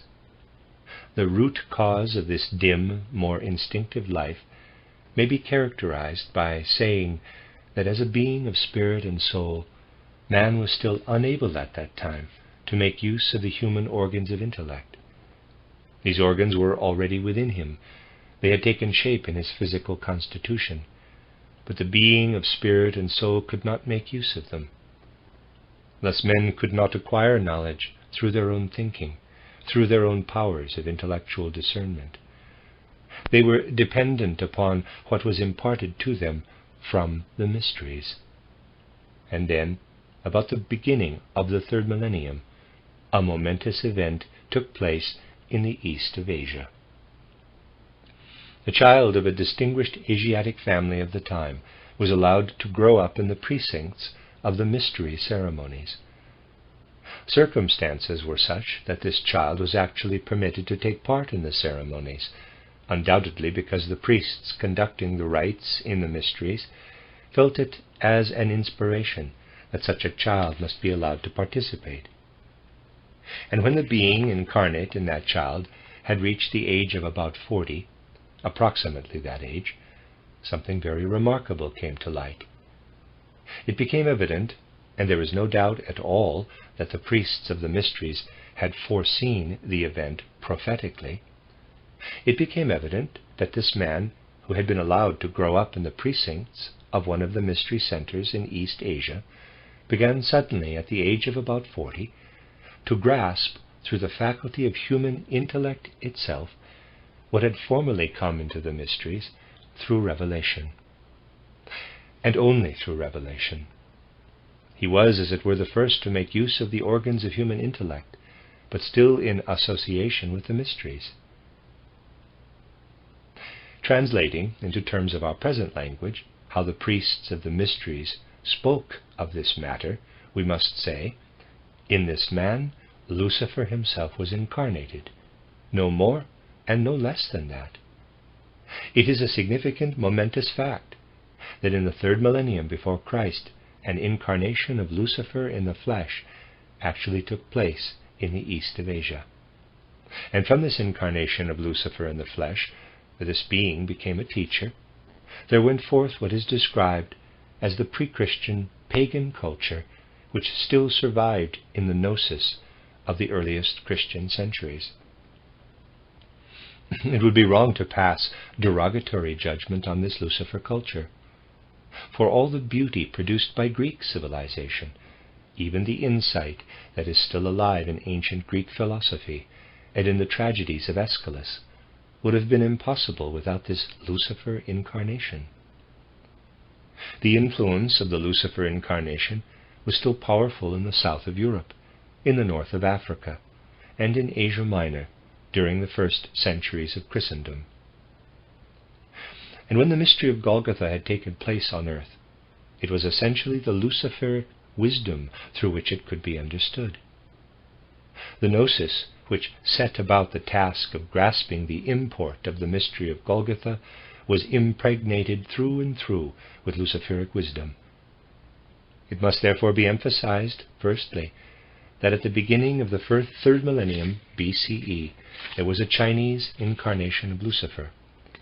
At the beginning of our own era, the incarnation of Christ took place. And to begin with, the significance of the incarnation of Christ was grasped because the power of the old Lucifer incarnation still survived. This power did not actually fade from man's faculty of comprehension until the 4th century AD, and even then it had its aftermath, its ramifications. To these two incarnations, the Lucifer incarnation in ancient times and the incarnation of Christ which gives the earth its meaning, a third incarnation will be added in a future not so very far distant. And the events of the present time are already moving in such a way as to prepare for it. Of the incarnation of Lucifer at the beginning of the 3rd millennium BCE, we must say, through Lucifer, man has acquired the faculty of using the organs of his intellect, of his power of intellectual discernment. It was Lucifer himself in a human body who was the first to grasp through the power of intellect what formerly could be imparted to man only through revelation, namely the content of the mysteries. What is now in preparation, and will quite definitely come to pass on earth in a none too distant future, is an actual incarnation of Ahriman. As you know, since the middle of the 15th century, we have been living in an era in which it behooves mankind to come more and more into possession of the full power of consciousness. It is of the very greatest importance that men should approach the coming incarnation of Ahriman with full consciousness of this event. The incarnation of Lucifer could be recognized only by the prophetic insight of the priests of the mysteries. Men were also very unconscious of what the incarnation of Christ and the event of Golgotha really signified. But they must live on toward the incarnation of Ahriman with full consciousness amid the shattering events which will occur on the physical plane. Amid the perpetual stresses of war and other tribulations of the immediate future, the human mind will become very inventive in the domain of physical life. And through this very growth of inventiveness in physical life, which cannot be averted in any way or by any means, the bodily existence of a human individuality, in whom Ahriman can incarnate, will become possible and inevitable. From the spiritual world, this Ahrimanic power is preparing for incarnation on the earth. He is endeavoring in every conceivable way to make such preparation that the incarnation of Ahriman in human form may be able to mislead and corrupt mankind on earth to the uttermost. A task of mankind during the next phase of civilization will be to live toward the incarnation of Ahriman with such alert consciousness that this incarnation can actually serve to promote a higher spiritual development, inasmuch as through Ahriman himself man will become aware of what can, or shall we say, cannot be achieved by physical life alone. But men must go forward with full consciousness toward this incarnation of Ahriman, and become more and more alert in every domain, in order to recognize with greater and greater clarity those trends in life which are leading toward this Ahrimanic incarnation. Men must learn from spiritual science to find the key to life, and so be able to recognize and learn to control the currents leading toward the incarnation of Ahriman. It must be realized that Ahriman will live among men on the earth, but that in confronting him, men will themselves determine what they may learn from him, what they may receive from him. This, however, they will not be able to do unless from now onward they take control of certain spiritual and also unspiritual currents which otherwise are used by Ahriman for the purpose of leaving mankind as deeply unconscious as possible of his coming. Then, one day, he will be able to appear on earth and overwhelm men, tempting and luring them to repudiate earth evolution, thus preventing it from reaching its goal. To understand the whole process of which I have been speaking, it is essential to recognize the character of certain currents and influences, spiritual or the reverse. Do you not see the continually growing number of people at the present time who do not want any science of the Spirit, any knowledge of the spiritual? Do you not see how numerous are the people to whom the old forces of religion no longer give any inner stimulus? Whether they go to church or not is a matter of complete indifference to large numbers of human beings nowadays. The old religious impulses mean nothing to them. But neither will they bring themselves to give a thought to what can stream into our civilization as new spiritual life. They resist it, reject it, regard it as folly, as something inconvenient. They will not allow themselves to have anything to do with it. But you see, man as he lives on earth is veritably a unity. His spiritual nature cannot be separated from his physical nature. Both work together as a unity between birth and death. And even if man does not receive the spiritual through his faculties of soul, the spiritual takes effect nevertheless. Since the last third of the 19th century, the spiritual has been streaming around us. It is streaming into earthly evolution. The spiritual is there in very truth. Only men are not willing to receive it. But even if they do not accept the spiritual, it is there. And what becomes of it? Paradoxical as it may seem, for much that is true seems paradoxical to the modern mind, in those people who refuse the spiritual and like eating and drinking best of all, in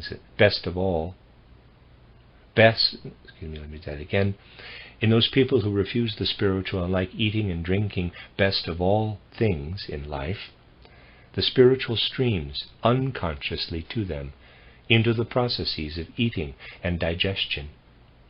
This is the secret of that march into materialism which began about the year 1840, or rather was then in active preparation. Those who do not receive the spiritual through their souls receive it today nonetheless. In eating and drinking, they eat and drink the Spirit. They are eaters of the soul and spirit. And in this way the spirit that is streaming into earth evolution passes over into the Luciferic element, is conveyed to Lucifer. Thereby the Luciferic power, which can then be of help to the Ahrimanic power for its later incarnation, is constantly strengthened.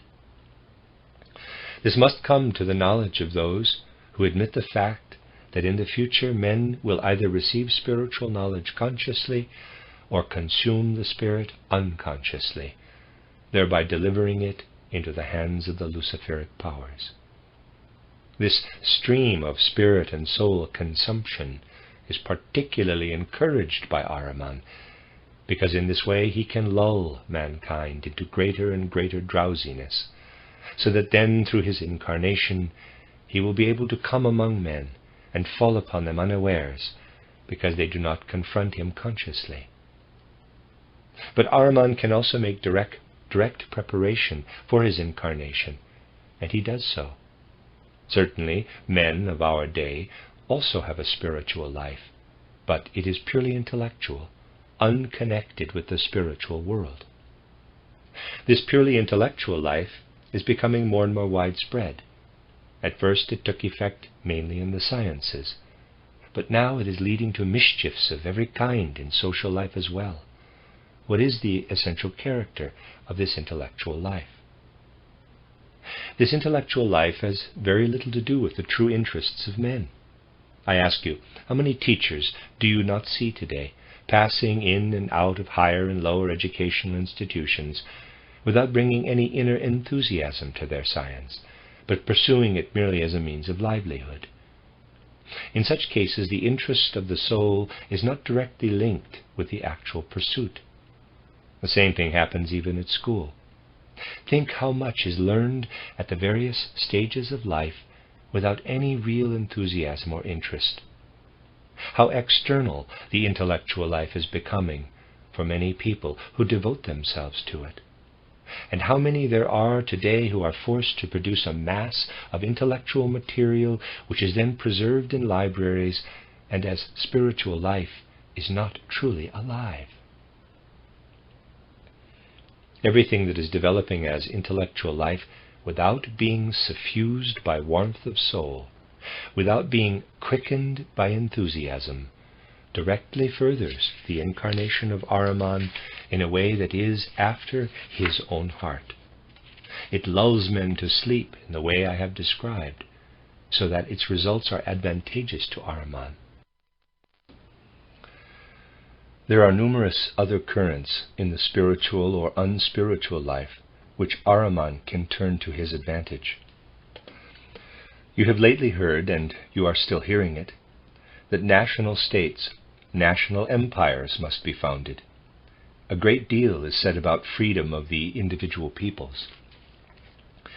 But the time for founding empires based on relationships of blood and race is past and over in the evolution of mankind. If an appeal is made today to national, racial, or similar relationships, to relationships arising out of the intellect and not out of the spirit, then disharmony among mankind will be intensified. And it is this disharmony among mankind which Ahrimanic power can put to special use.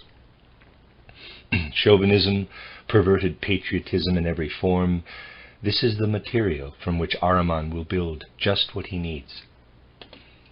But there are other things as well. Everywhere today we see parties being formed for one object or another. People nowadays have no discernment, nor do they desire to have it where party opinions and party programs are concerned. With intellectual ingenuity, proof can be furnished in support of the most radically opposing theories. Very clever arguments can be used to prove the soundness of Leninism. But the same applies to directly contrary principles, and also to what lies between the two extremes. An excellent case can be made out for every party program, but the one who establishes the validity of the opposite program is equally right. The intellectualism prevailing among men today is not capable of demonstrating the inner potentialities and values of anything. It can furnish proofs, but what is intellectually proved should not be regarded as of real value or efficacy in life.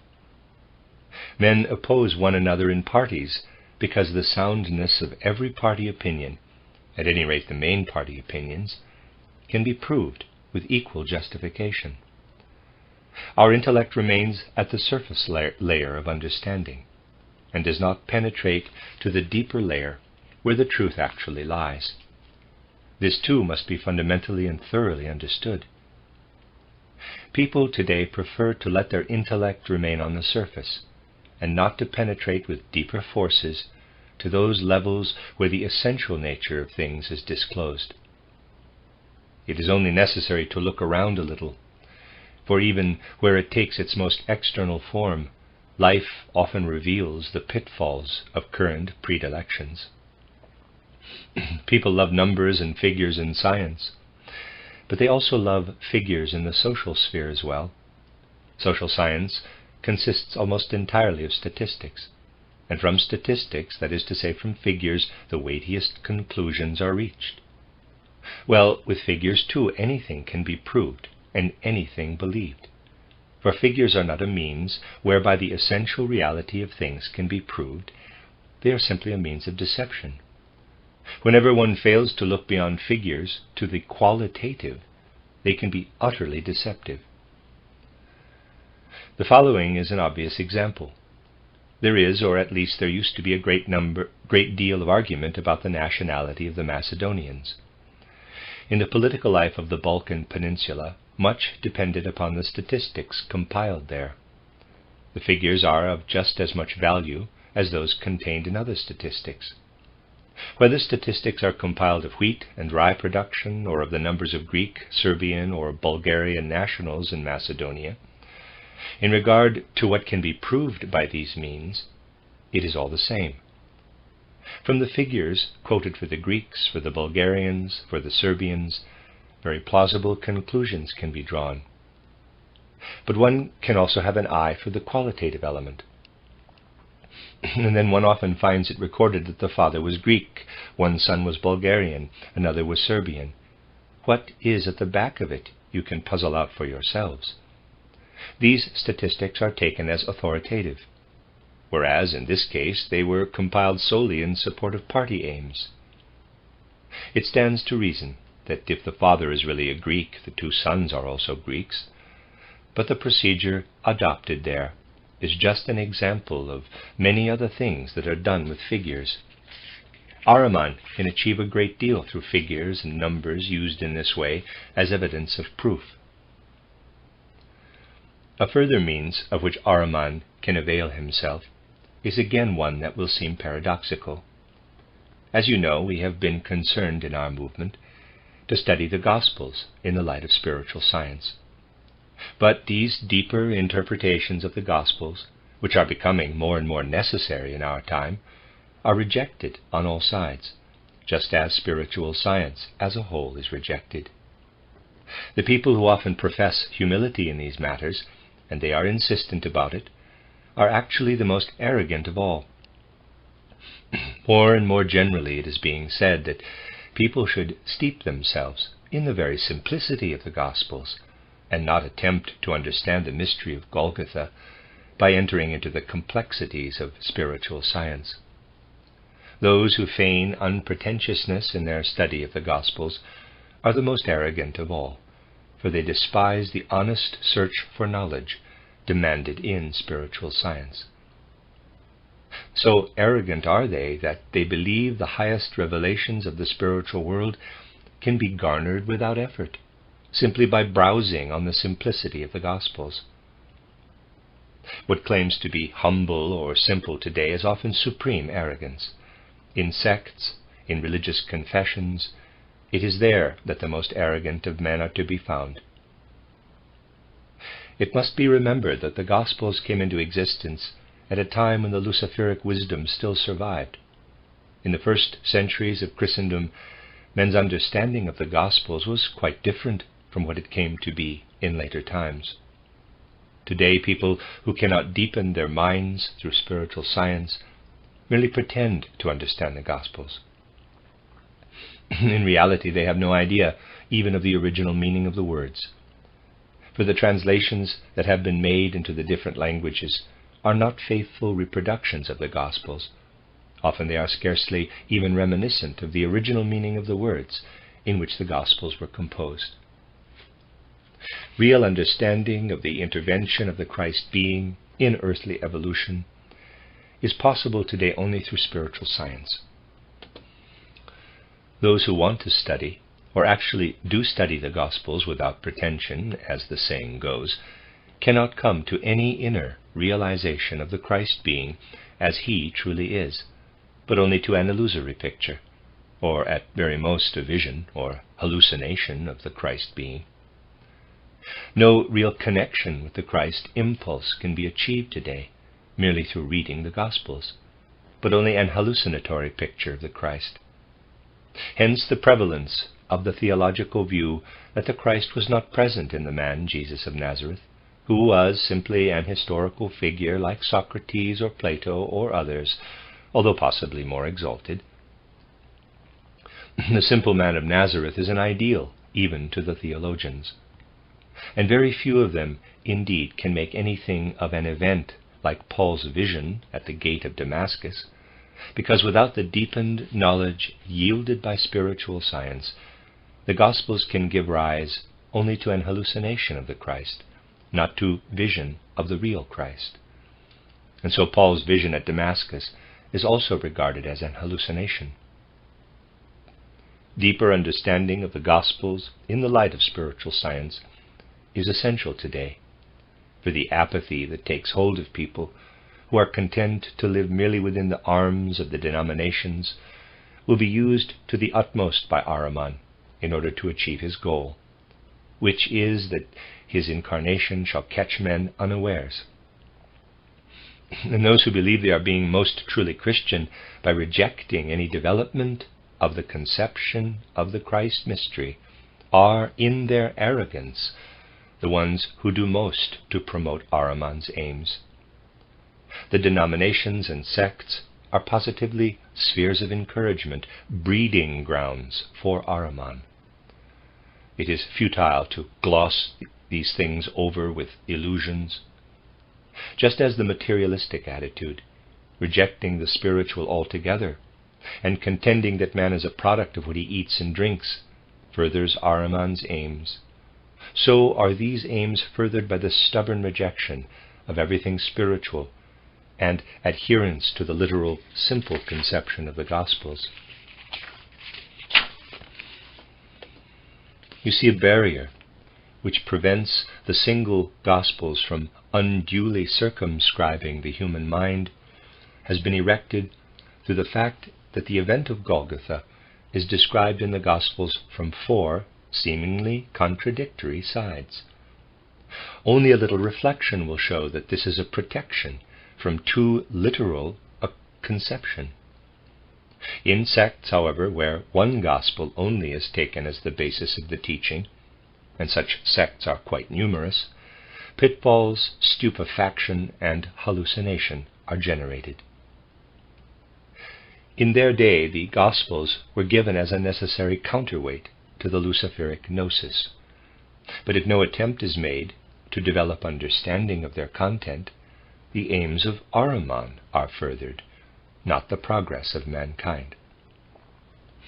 In the absolute sense, nothing is good in itself, but is always good or bad according to the use to which it is put. The best can be the worst if wrongly used. Sublime though they are, the Gospels can also have the opposite effect if men are too lazy to search for a deeper understanding based on spiritual science. Hence, there is a great deal in the spiritual and unspiritual currents of the present time, of which men should be acutely aware, and determine their attitude of soul accordingly. Upon the ability and willingness to penetrate to the roots of such matters will depend the effect which the incarnation of Ahriman can have upon men, whether this incarnation will lead them to prevent the earth from reaching its goal, or bring home to them the very limited significance of intellectual unspiritual life. If men rightly take in hand the currents leading toward Ahriman, then simply through his incarnation in earthly life they will recognize the Ahrimanic influence on the one side, and on the other its polar opposite, the Luciferic influence. And then the very contrast between the Ahrimanic and the Luciferic will enable them to perceive the third reality. Men must consciously wrestle through to an understanding of this trinity of the Christian impulse, the Ahrimanic and the Luciferic influences. For without this consciousness, they will not be able to go forward into the future with the prospect of achieving the goal of earth existence. Spiritual science must be taken in deep earnestness, for only so can it be rightly understood. It is not the outcome of any sectarian whim, but something that has proceeded from the fundamental needs of human evolution. Those who recognize these needs cannot choose between whether they will or will not endeavor to foster spiritual science. On the contrary, they will say to themselves, the whole physical and spiritual life of men must be illumined and pervaded by the conceptions of spiritual science. Just as once in the East there was a Lucifer incarnation, and then at the midpoint, as it were, of world evolution, the incarnation of Christ, so in the West there will be an incarnation of Ahriman. This Ahrimanic incarnation cannot be averted. It is inevitable, for men must confront Ahriman face to face. He will be the individuality by whom it will be made clear to men what indescribable cleverness can be developed if they call to their help all that earthly forces can do to enhance cleverness and ingenuity. In the catastrophes that will befall humanity in the near future, men will become extremely inventive. Many things discovered in the forces and substances of the universe will be used to provide nourishment for man. But these very discoveries will at the same time make it apparent that matter is connected with the organs of intellect, not with the organs of the spirit, but of the intellect. People will learn to eat and drink in order to become really clever. Eating and drinking cannot make them spiritual, but clever and astute, yes. Men have no knowledge of these things as yet, but not only will they be striven for, they will be the inevitable outcome of catastrophes looming in the near future.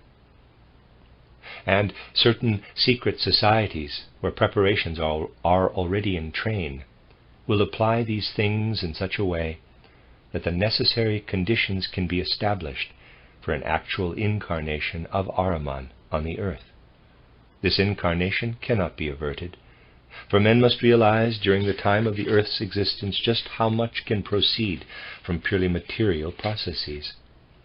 He must learn to bring under his control those spiritual or unspiritual currents which are leading to Ahriman.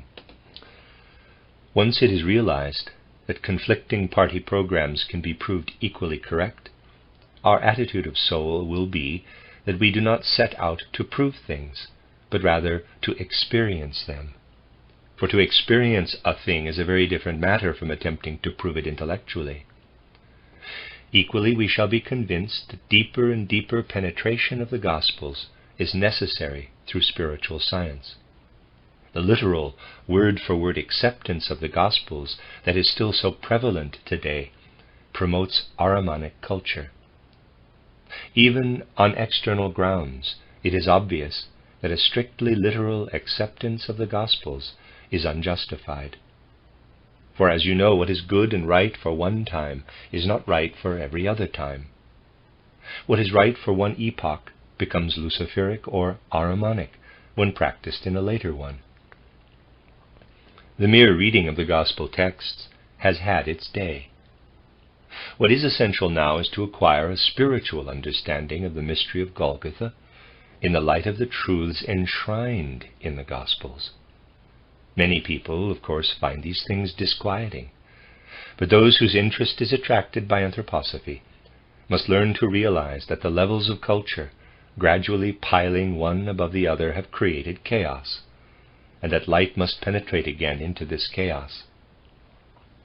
It is interesting nowadays to listen to someone whose views have become very extreme, or to read about some burning question of the day, and then to listen to sermons on the same subject, given by a priest of some denomination who is still steeped in the form of thought current in bygone times. There you face two worlds which you cannot possibly confuse unless you avoid all attempts to get at the root of these things. Listen to a modern socialist speaking about social questions, and then immediately afterward to a Catholic preacher speaking about the same questions. It is very interesting to find two levels of culture existing side by side, but using the words in an entirely different sense. The same word has quite a different meaning in each case. These things should be seen in the light that will dawn if they are taken in the earnest spirit we have been trying to convey. People belonging to definite religions do also come in the end to long, in their own way, for spiritual deepening. It is by no means without significance that a man as eminently spiritual as Cardinal Neumann, ardent Catholic though he was, should say at his investiture as cardinal in Rome that he could see no salvation for Christianity other than a new revelation. In effect, what Cardinal Neumann said was that he could see no salvation for Christianity other than a new revelation. But he had not the courage to take a new spiritual revelation seriously, and so it is with many others.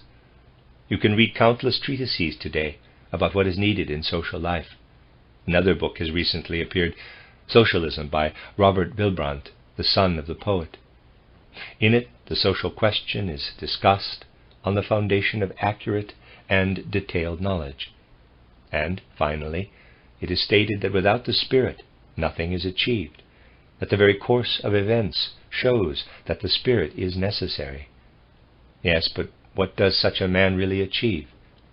He gets as far as to utter the word Spirit, to pronounce the abstract word Spirit, but he refuses to accept, indeed he rejects, anything that endeavors to make the Spirit really take effect. For that it is essential above all to realize that wallowing in abstractions, however loud the cry for the Spirit, is not yet spiritual, not yet Spirit. Vague, abstract chattering about the Spirit must never be confused with the active search for the content of the spiritual world pursued in anthroposophical science.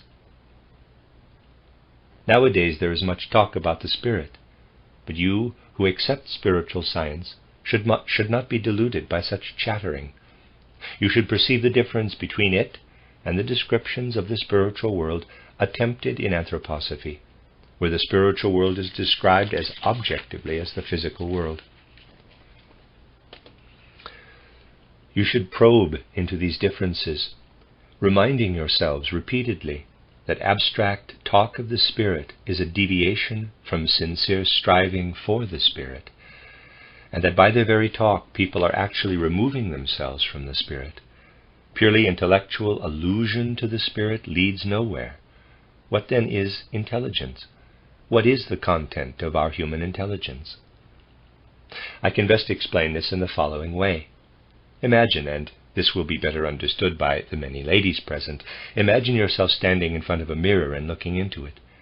The picture presented to you by the mirror is you, but it has no reality at all. It is nothing but a reflection. All the intelligence within your soul, all the intellectual content, is only a mirror image. It has no reality. And just as your reflected image is called into existence through the mirror, so what mirrors itself as intelligence is called into existence through the physical apparatus of your body, through the brain. Man is intelligent only because his body is there. And as little as you can touch yourself by stretching your hand toward your reflected image, as little can you lay hold of the Spirit if you turn only to the intellectual, for the Spirit is not there. What is grasped through the intellect, ingenious as it may be, never contains the Spirit itself, but only a picture of the Spirit. You cannot truly experience the Spirit if you get no further than mere intelligence.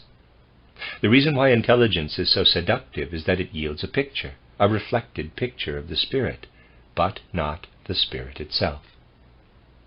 It seems unnecessary to go to the inconvenience of penetrating to the Spirit, because it is there, or so at least one imagines. In reality, it is only a reflected picture. But for all that, it is not difficult to talk about the Spirit.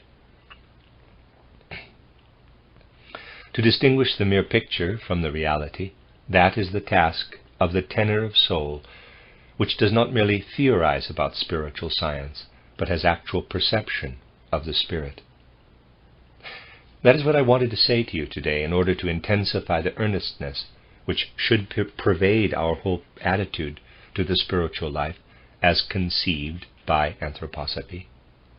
For the evolution of humanity in the future will depend upon how truly this attitude is adopted by men of the present day.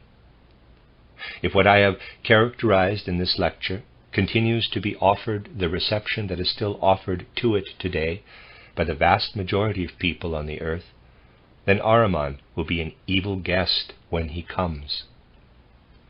But if men are able to rouse themselves to take into their consciousness what we have been studying, if they are able so to guide it that humanity can freely confront the Ahrimanic influence, then when Ahriman appears, men will acquire precisely through him the power to realize that although the earth must enter inevitably into its decline, mankind is lifted above earthly existence through this very fact. When a man has reached a certain age in physical life, his body begins to decline. But if he is sensible, he makes no complaint, knowing that together with his soul he is approaching a life that does not run parallel with this physical decline. There lives in mankind something that is not bound up with the already prevailing decline of the physical earth, but becomes more and more spiritual just because of this physical decline. Let us learn to say frankly, yes, the earth is in its decline, and human life too, in respect of its physical manifestation.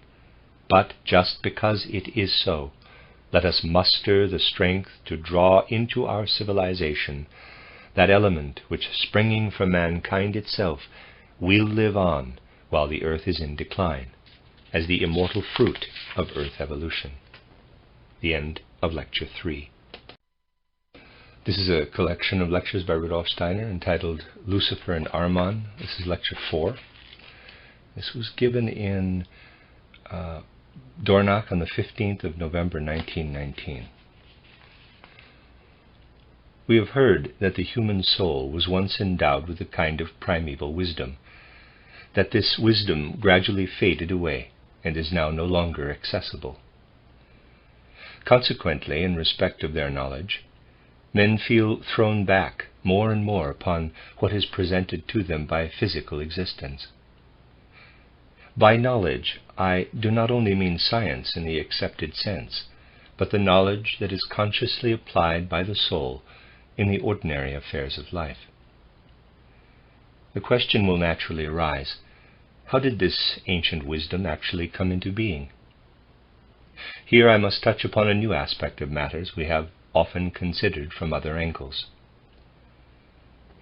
Let us look back to the time when man began, in the real sense, to be a citizen of the earth, when, as a being of soul and spirit, he came down to the earth, surrounded himself with its forces, and became an earthly being. If he had simply descended to the earth with the qualities inherent in his own nature, evolution would have taken quite a different course through the various epochs of culture. But having made the descent, man would have been obliged to establish relationship with the surrounding world, to acquire earthly knowledge. I will not say through clairvoyance in the proper sense, but through instincts imbued with a certain measure of clairvoyance. The acquisition of this earthly knowledge would have been a very slow and gradual process, and for long ages men would have remained ineffectual, childish beings. By our own time they would, it is true, have succeeded in developing a constitution of soul and body compatible with manhood, but they would never have reached the spiritual heights they have actually attained. They were able to achieve this evolution in a way other than by passing through all the stages of childhood. Let me read that again. That they were able to achieve this evolution in a way other than by passing through all the stages of childhood is due to the intervention in earthly evolution of the Luciferic beings.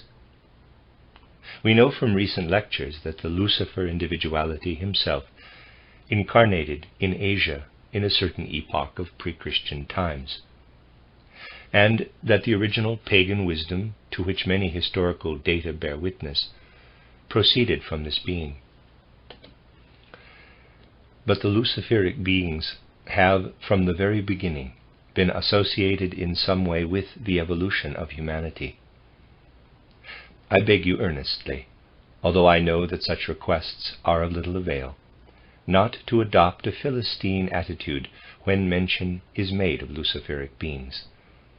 Even among anthroposophists there is still the tendency to say, quote, that is certainly Luciferic. At all costs let us avoid it, reject it, close quote. But these things have to be considered in many different aspects, and it must always be remembered that the whole of the old pagan wisdom emanated from a Luciferic source. The subject is one that calls for deep and serious study. The farther back we go in the evolution of humanity, the more do we find certain individuals who, through the qualities attained in earlier incarnations, were sufficiently mature to apprehend the treasures of wisdom possessed by the Luciferic beings. Think, for example, of the 7 holy rishis of ancient India. When an Indian interpreted the wisdom of the holy rishis, he knew, if he had been initiated into these things, that the teachers of the rishis were Luciferic beings. For what the Luciferic beings brought with them into earth evolution was, above all, the world of thought, of intellectualistic thought pervading culture, the world of reason in the highest sense of the word, the world of wisdom. And, going back to the primeval origins of human existence, we find that the sources of pagan wisdom always lie with Luciferic beings. It may be asked, how is this possible? We must realize that man would have remained a child had he not received from the mysteries the constant instruction that emanated from Luciferic beings. Those who possessed the knowledge and the inherited primeval wisdom wherewith to foster the progress and education of mankind were not, like a modern Philistine, fearful of receiving this wisdom from Luciferic sources. They took upon themselves the obligation incumbent upon everyone to whom Luciferic beings impart knowledge from spiritual realms. The obligation, for so it may be called, although such words do not always convey the exact meaning, was to use this Luciferic cosmic wisdom rightly for the good of earth evolution.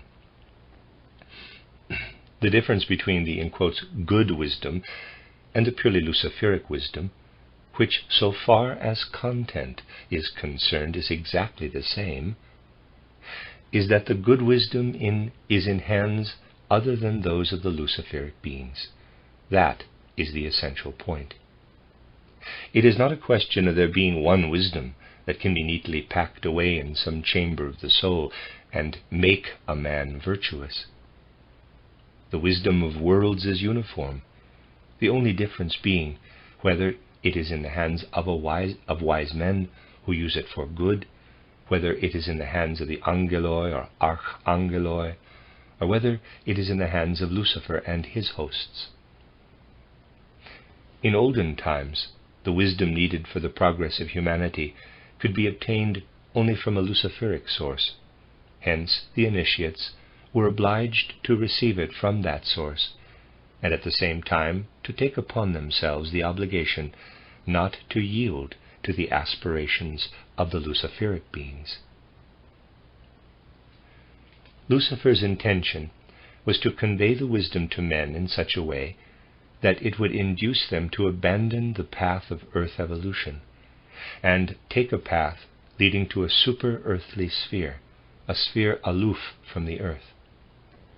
The Luciferic beings inculcated their wisdom into man, but their desire was that it would make him turn away from the earth, without passing through earthly evolution. Lucifer wants to abandon the earth to its fate, to win mankind for a kingdom alien to the kingdom of Christ. The wise men of olden time who received the primeval wisdom from the hands of Lucifer had, as I said, to pledge themselves not to yield to his wishes, but to use the wisdom for the good of earth evolution. And that, in essence, was what was accomplished through the pre-Christian mysteries. If it be asked what it was that humanity received through these mysteries, through the influence of the Luciferic beings, who in post-Atlantean times still inspired certain personalities like the rishis of India, and sent their messengers to the earth, the answer is that man received the rudiments of what has developed in the course of evolution into the faculties of speech and of thinking. Speaking and thinking are, in their origins, Luciferic, but were drawn away from the grip of Lucifer by the wise men of old. If you are really intent upon fleeing from Lucifer, then you must make up your minds to be dumb in the future and not to think. These things are part of the initiation science, which must gradually come within the ken of humanity, although on account of the kind of education that has now been current for centuries in the civilized world, men shrink from such truths. The caricatured figure of Lucifer and Ahriman, the medieval devil, is constantly before their minds, and they have been allowed to grow up in this Philistine atmosphere for so long that even today they shudder at the thought of approaching treasures of wisdom that are intimately and deeply connected with evolution. It is much pleasanter to say, quote, "If I protect myself from the devil, if I give myself to Christ with the simple-heartedness of a child, I shall be blessed, and my soul will find salvation." Close quote. But in its deep foundations, human life is by no means such a simple matter. And it is essential for the future of human evolution that these things we are now discussing shall not be withheld from mankind. It must be known that the art of speaking and the art of thinking have become part of evolution only because they were received through the mediation of Lucifer. The Luciferic element can still be observed in thinking. Speech, which has for long ages been differentiated and adapted to earthly needs, has already been assailed by Ahriman. It is he who has brought about differentiation, who has degraded the one cosmic speech into the different tongues on earth. Whereas the Luciferic tendency is always toward unification, the fundamental tendency of the Ahrimanic principle is differentiation. What would thinking be if it were not Luciferic? If thinking were not Luciferic, human beings on the earth would be like one whose thoughts were utterly non-Luciferic, namely Goethe. Goethe was one of those who, in a certain respect, deliberately set out to confront and defy the Luciferic powers. That, however, makes it essential to keep constant hold of the concrete individual reality. The moment you generalize or unify, at that moment you are nearing Luciferic thinking. If you were to contemplate each individual, human individual, each single plant, each single animal, each single stone in itself alone, having in mind the one single object, not classifying your genera and species, not generalizing in your thought, then you would be little prone to Luciferic thinking. But anyone who were to attempt such a thing, even as a child, would never get beyond the lowest class in any modern school. The fact of the matter is that the universal thinking implicit in pagan wisdom has gradually been exhausted. Man's constitution is such that this Luciferic principle of unification can no longer be of much real service to him on earth. This has been counteracted by the fact that the God-created nature of man has followed in the wake of earth evolution, has become related to, allied with the earth. And because this is so, through his own inherent nature, man is less allied with the Luciferic element, which always tends to draw him away from the earth. But woe betide if man were simply to draw away from the Luciferic element without putting something different in its place. That would bring nothing but evil. For then man would grow together with the earth, that is to say, with a particular territory on earth where he is born, and his cultural life would become completely specialized, completely differentiated. We can already see this tendency developing. It has taken root most markedly since the beginning of the 19th century. But the tendency to split up into smaller and smaller groups has been all too apparent as a result of the catastrophic World War. Chauvinism is more and more gaining the upper hand, until it will finally lead men to split up to such an extent that at last a group will embrace only one single human being.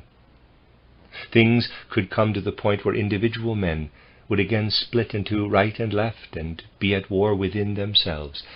Left would be at loggerheads with right. Such tendencies are even now evident in the evolution of mankind. To combat this, a counterweight must be created, and this counterweight can only be created if, like the old wisdom inherent in paganism, a new wisdom, acquired by the free resolve and will of man, is infused into earthly culture. This new wisdom must again be an initiation wisdom. And here we come to a chapter that must not be withheld from the knowledge of modern man.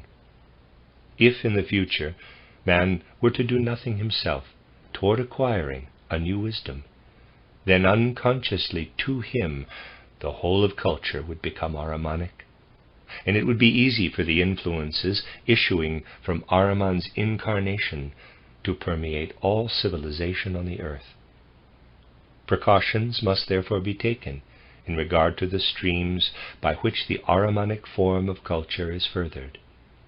What would be the result if men were to follow the strong inclination they have today to let things drift on as they are, without understanding and guiding into right channels those streams which lead to an Ahrimanic culture?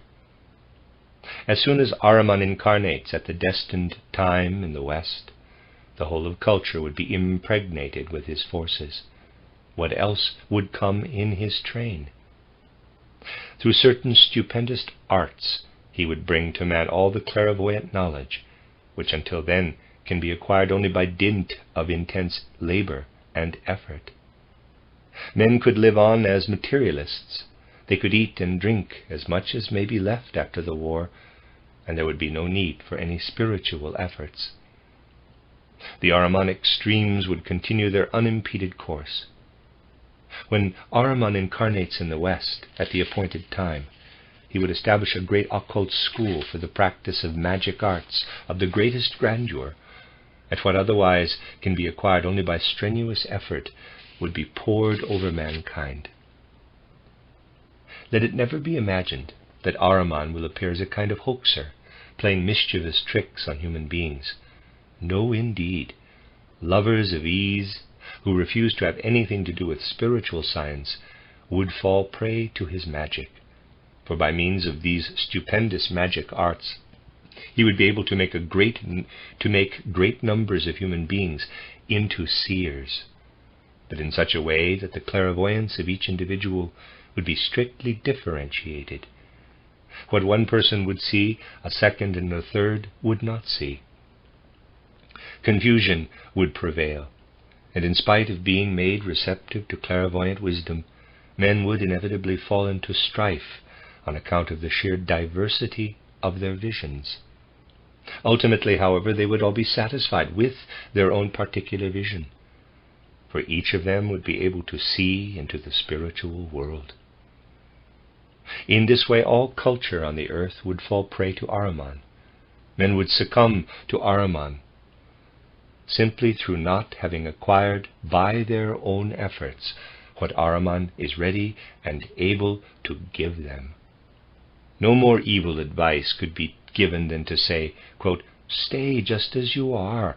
Ahriman will make all of you clairvoyant if you so desire, and you will desire it, because Ahriman's power will be very great." Close quote.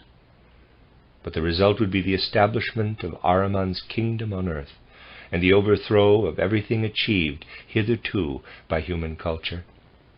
All the disastrous tendencies unconsciously cherished by mankind today would take effect.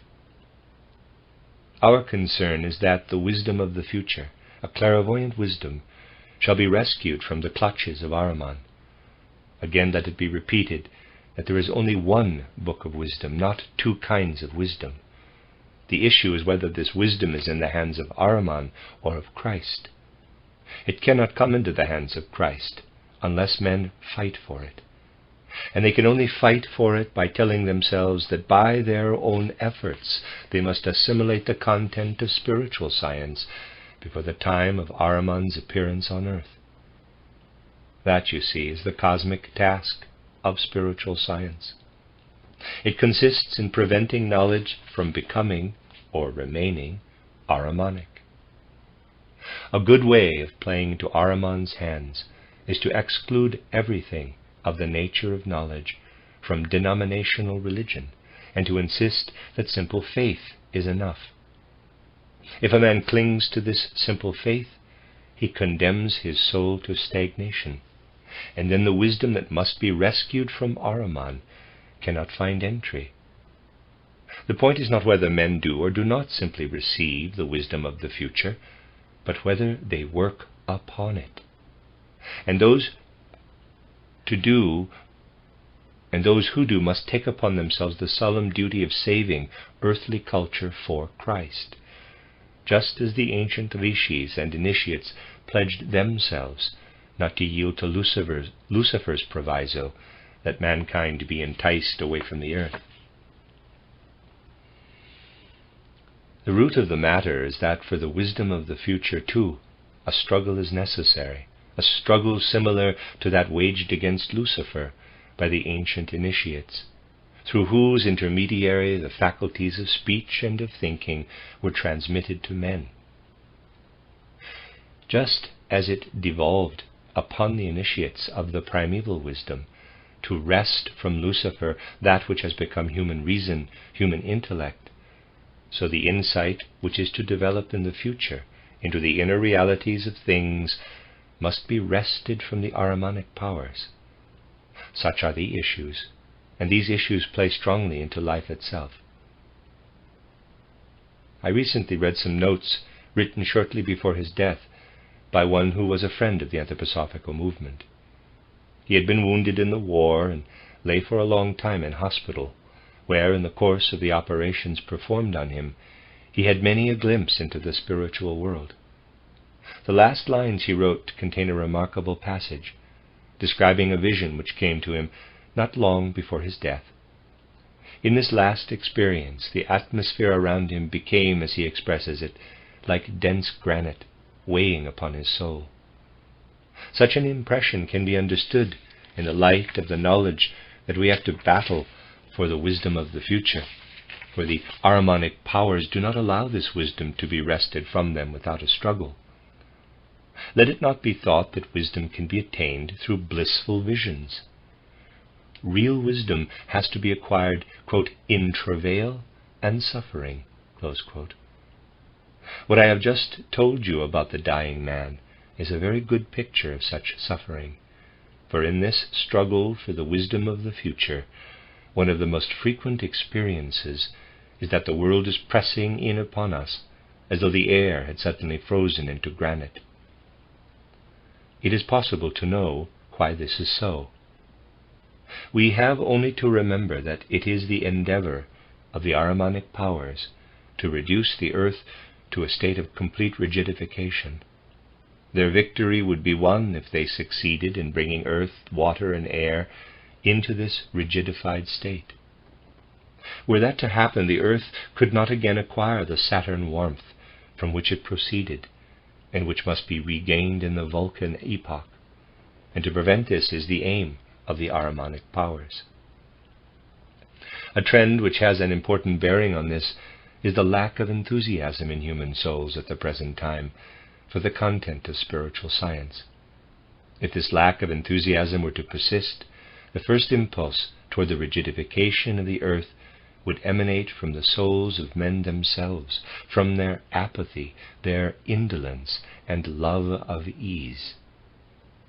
If you reflect that this rigidification is the aim of the Ahrimanic powers, you will not be surprised that compression, that feeling that life is becoming granite-like, is one of the experiences that must be undergone in the struggle for the wisdom of the future. But remember that men today can prepare themselves to look into the spiritual world by apprehending with their healthy human reason what spiritual science has to offer.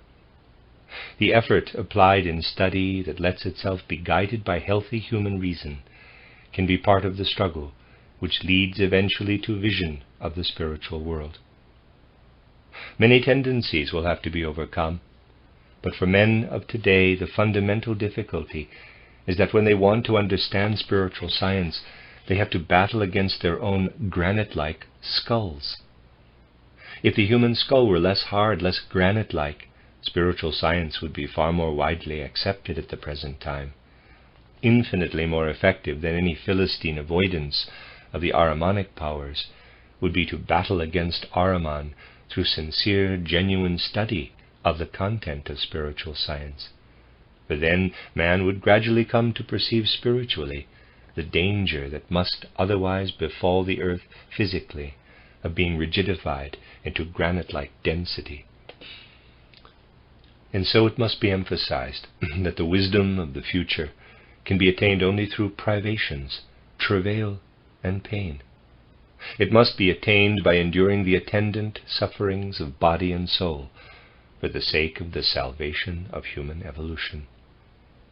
Therefore, the unwavering principle should be never to let oneself be deterred by suffering from the pursuit of this wisdom. So far as the external life of mankind is concerned, what is needed is that in the future the danger of the frozen rigidification, which, to begin with, would manifest in the moral sphere, shall be removed from the earth. But this can happen only if men envisage spiritually, feel inwardly, and counter with their will what would otherwise become physical reality. At bottom, it is simply due to faint-heartedness that men today are unwilling to approach spiritual science. They are not conscious of this, but it is so nevertheless. They are fearful of the difficulties that will have to be encountered on every hand. When people come to spiritual science, they so often speak of the need for upliftment. By this they usually mean a sense of comfort and inner well-being. But that cannot be offered, for it would simply lull men into stupor and draw them away from the light they need. What is essential is that from now onward, knowledge of the driving forces of evolution must not be withheld from mankind. It must be realized that in very truth the human being is balanced, as it were, between the Luciferic and the Ahrimanic powers, and that the Christ has become a companion of men, leading them first away from the battle with Lucifer, and then into the battle with Ahriman. The evolution of humanity must be understood in the light of these facts. One who presents secrets of cosmic existence in the way that must be done in spiritual science is often laughed to scorn, for example, about the use of the principle of the number 7, as you will find in my book titled Theosophy. But you will notice that people do not laugh when the rainbow is described as sevenfold, or the scale, tonic, second, third, and so on, up to the octave, which is a repetition of the tonic. In the physical world these things are accepted, but not when it comes to the spiritual. What must be regained here is something that was implicit in the old pagan wisdom. A last glimmer of this pagan wisdom is in regard to a matter like the principle of the number 7 is to be found in the Pythagorean school, which was actually a mystery school. You can read about Pythagoras today in any textbook, but you will never find any understanding of the reason why he based the world order on number. The reason was because in the ancient wisdom everything was based on number, and a last glimmer of insight into the wisdom contained in numbers still survived when Pythagoras founded his school. Other branches of the ancient wisdom survived much longer, some indeed until the 6th and 7th centuries of the Christian era. Up to that time, many true things about the higher worlds are said in the sphere of what is called natural philosophy. And then gradually this primeval intelligence in mankind ran dry, if I may use this expression. Let us picture some orthodox representative of modern learning sitting in a corner and saying, quote, "What nonsense these anthroposophists talk. What do they mean by asserting that the primeval wisdom has run dry? Wonderful epoch-making results have been achieved, above all during the last few centuries, and are still being achieved. There may have been a temporary halt in 1914, but at any rate up to then marvels were accomplished." Close quote. But if you look candidly and without bias at what has been achieved most recently, you will arrive at the following conclusion. Admittedly, masses of notes have been collected, masses of scientific and historical data. This kind of collecting has become the fashion. Countless experiments have been made and described. But now ask yourselves, are there any fundamentally new ideas in all that this modern age has produced? New ideas, new conceptions were given by individual spirits like Goethe, but Goethe has not been understood. If you study recent findings of natural science or historical research, it will be clear to you that in respect of ideas, there is nothing new. Certainly Darwin made journeys, described many things he saw on these journeys, and gathered it all into an idea. But if you grasp the idea of evolution in its details as idea, you will find it in the Greek philosopher Anaxagoras. So too you will find the fundamental principles of modern natural science in Aristotle, that is to say, in the pre-Christian era. These ideas are treasures of the primeval wisdom, springing from a Luciferic source. But the primeval wisdom has run dry, and something new in the form of insight into the spiritual world must be attained.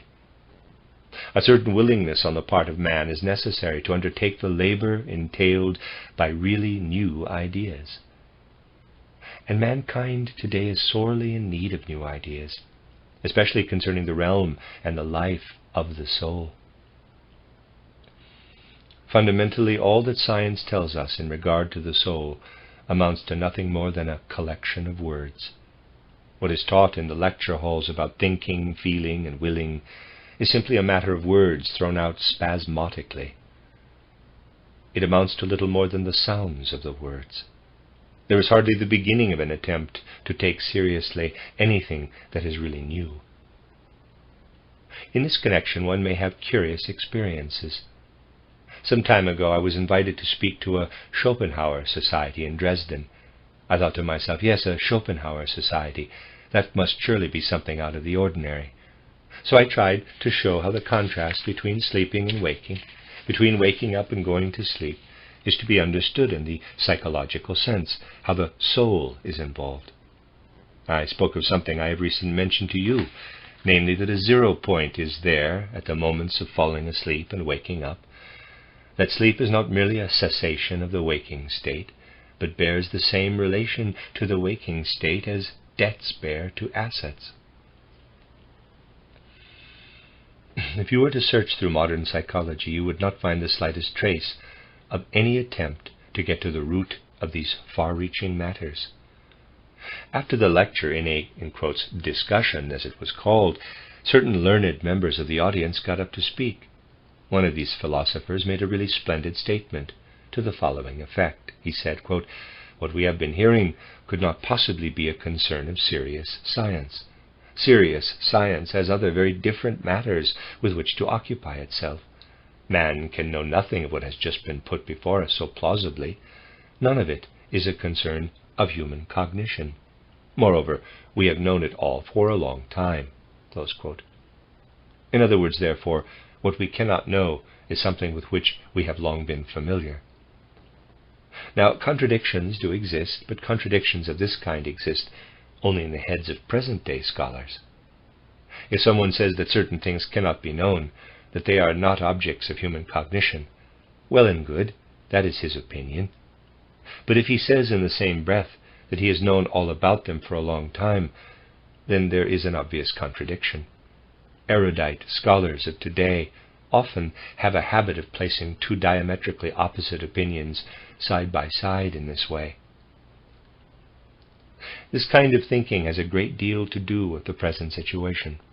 An individual, thanks to the divine powers, and also, be it remembered, to Lucifer and Ahriman, is often able to form a fairly sound judgment of these things. But when it comes to presenting them to the world, that is a different matter altogether. Many people are willing to embark upon the study of spiritual science, provided they find a society of rather sectarian tendencies in which they can take refuge.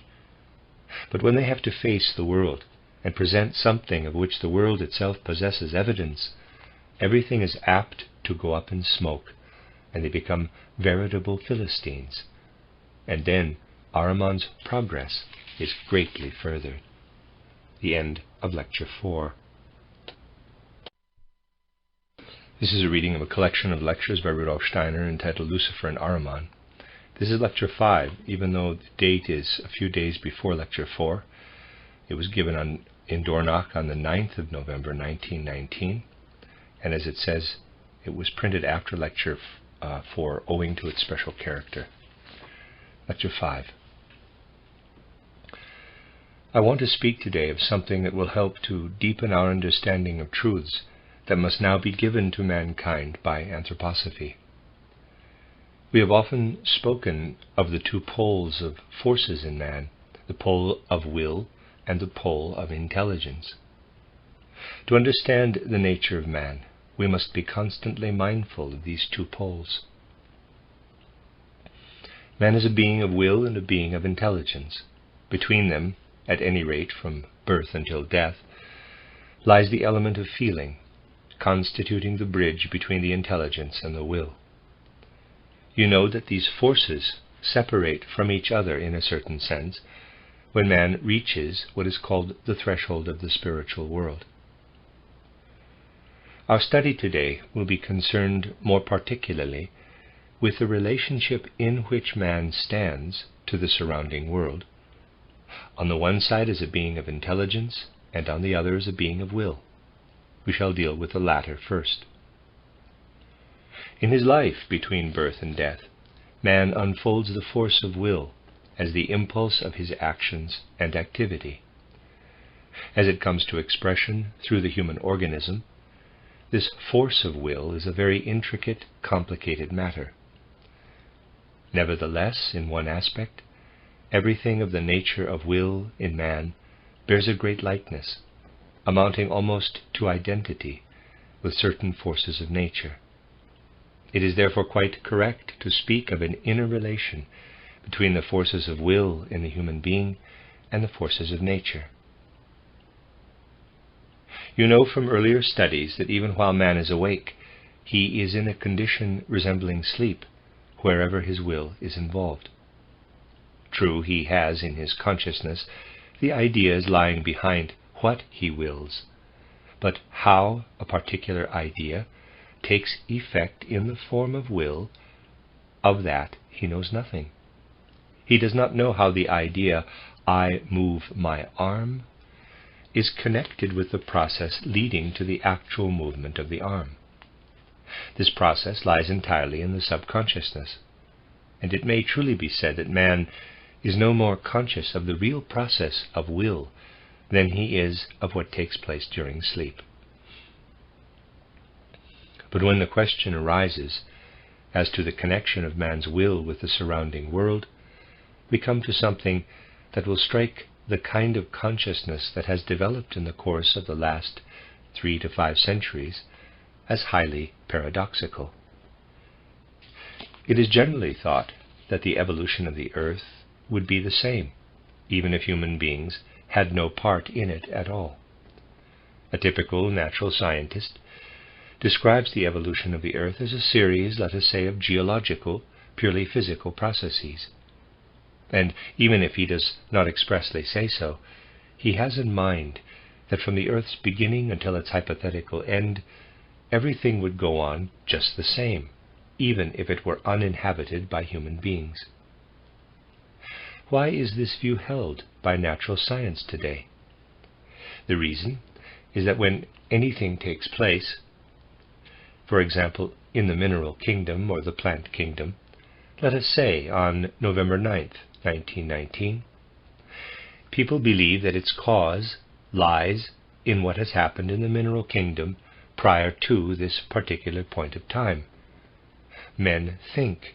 The mineral kingdom takes its course, and what happens at any point is the effect of what went before. The mineral effect is due to a mineral cause.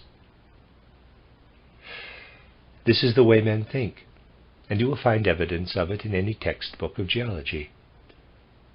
Conditions obtaining at the present time are said to be the effects of the Ice Age or of some preceding epoch.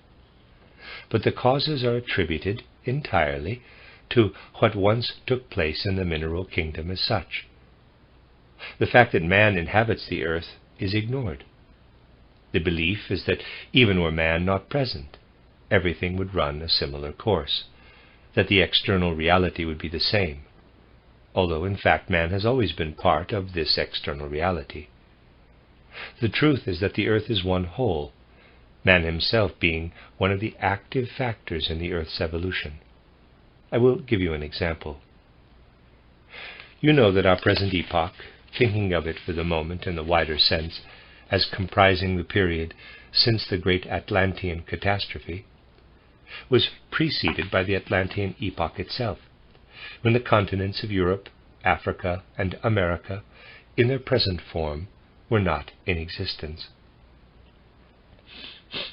At that time there was one main continent on the earth, Atlantis, as it is called, extending over the area that is now the Atlantic Ocean. You know, too, that at a certain period in this Atlantean evolution, immorality of a particular kind was rampant throughout the then civilized world. Human beings had far greater power over the forces of nature than they later possessed, and employed these forces for evil purposes. Thus we can look back to an age of widespread immorality. And then came the great Atlantean catastrophe. The orthodox geologist will naturally trace this catastrophe to processes in the mineral kingdom. Indeed, it is a fact that one part of the earth subsided and another arose. But it will not occur to those who base their thinking on the principles of modern natural science to say to themselves that the deeds and activities of men were among the contributory causes. Yet so it is. In very truth, the Atlantean catastrophe was the outcome of the deeds of men on the earth. Outer mineral causes are not alone responsible for these great catastrophic events that break in upon earth existence. We must look for causes lying within the sphere of human actions and impulses. Man himself belongs to the chain of causative forces in earth existence. Nor does this apply only to events of such magnitude, but to what is happening all the time. Only the connection between what goes on within man and cosmic happenings, which take effect in tellurian events, remains hidden to begin with. In this respect, the whole of our natural science amounts to a great all-embracing illusion. For if you want to get at the real causes, you will not discover them by studying the mineral, plant, and animal kingdoms alone. Let me give you the following illustration of what comes into consideration here. We will approach it, so to speak, from the opposite side. Here, and there's a picture. Here X is the center of the earth. When something takes place in the mineral kingdom, the plant kingdom, or the animal kingdom, it is a matter of seeking the causes. The causes lie at certain points, which are to be found everywhere. You can picture what I mean by thinking of the following. In the region around Naples, in Italy, you will find that the earth, over a wide area, will emit vapor if you take a piece of paper and set it alight. Vapors begin to rise from the ground beneath you. You will say, the force which drives up the vapors lies in the physical process generated by the lighting of the paper. In this case, the physical process is that by lighting the paper you rarefy the air, and because of the rarefication of the air, the vapors inside the earth press upward. They are kept down by the normal air pressure, and this is diminished by setting light to the paper. If I merely wanted to give an example of effects of a purely mineral nature, such as these vapors arising out of the earth, I could say, for the sake of illustration, that here and here, points in the diagram, a piece of paper is set alight. This shows you that the causes of the rising of the vapor do not lie below the soil, but above it.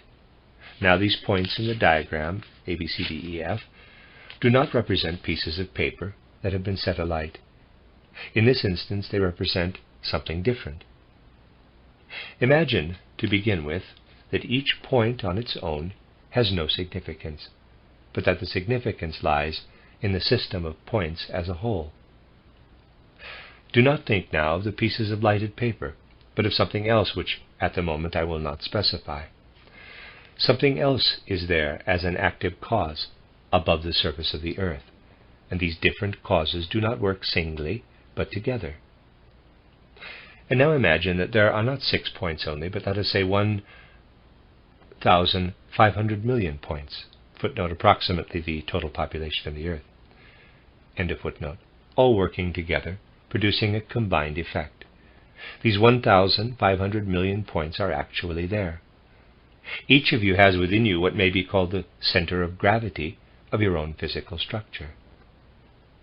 When man is awake, this center of gravity lies just below the diaphragm.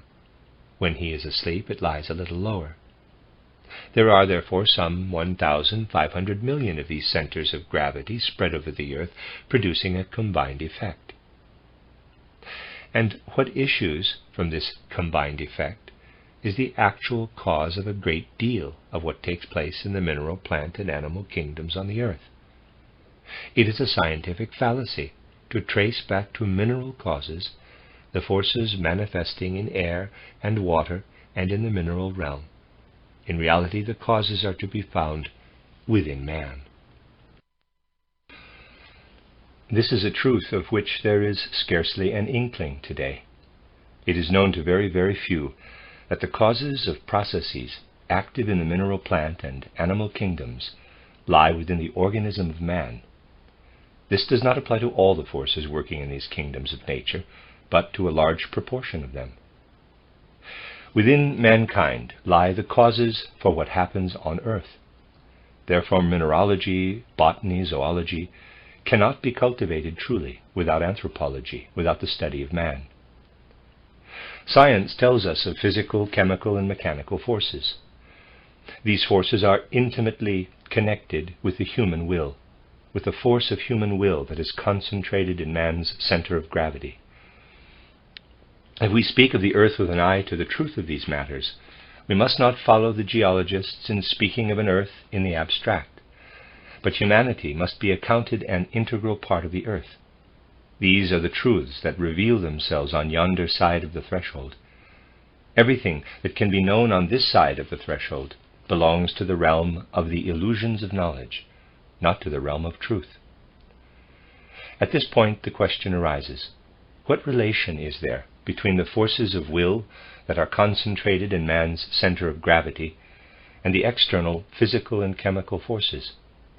We are speaking, remember, of present-day humanity. In normal life, this relation takes effect in the metabolic processes. When man takes into himself the substances of the outer world, it is his will that actually digests and works upon these substances. And if nothing else were in operation, then what is taken into the organism from outside would simply be destroyed. The human will has the power to dissolve and destroy all extraneous substances and forces, and the relation between man and the mineral, plant, and animal kingdoms of nature today is such that his will is connected with the forces of dissolution and destruction inherent in our planet. We could not live were this destruction not to take place, but for all that, it is destruction. This must never be forgotten.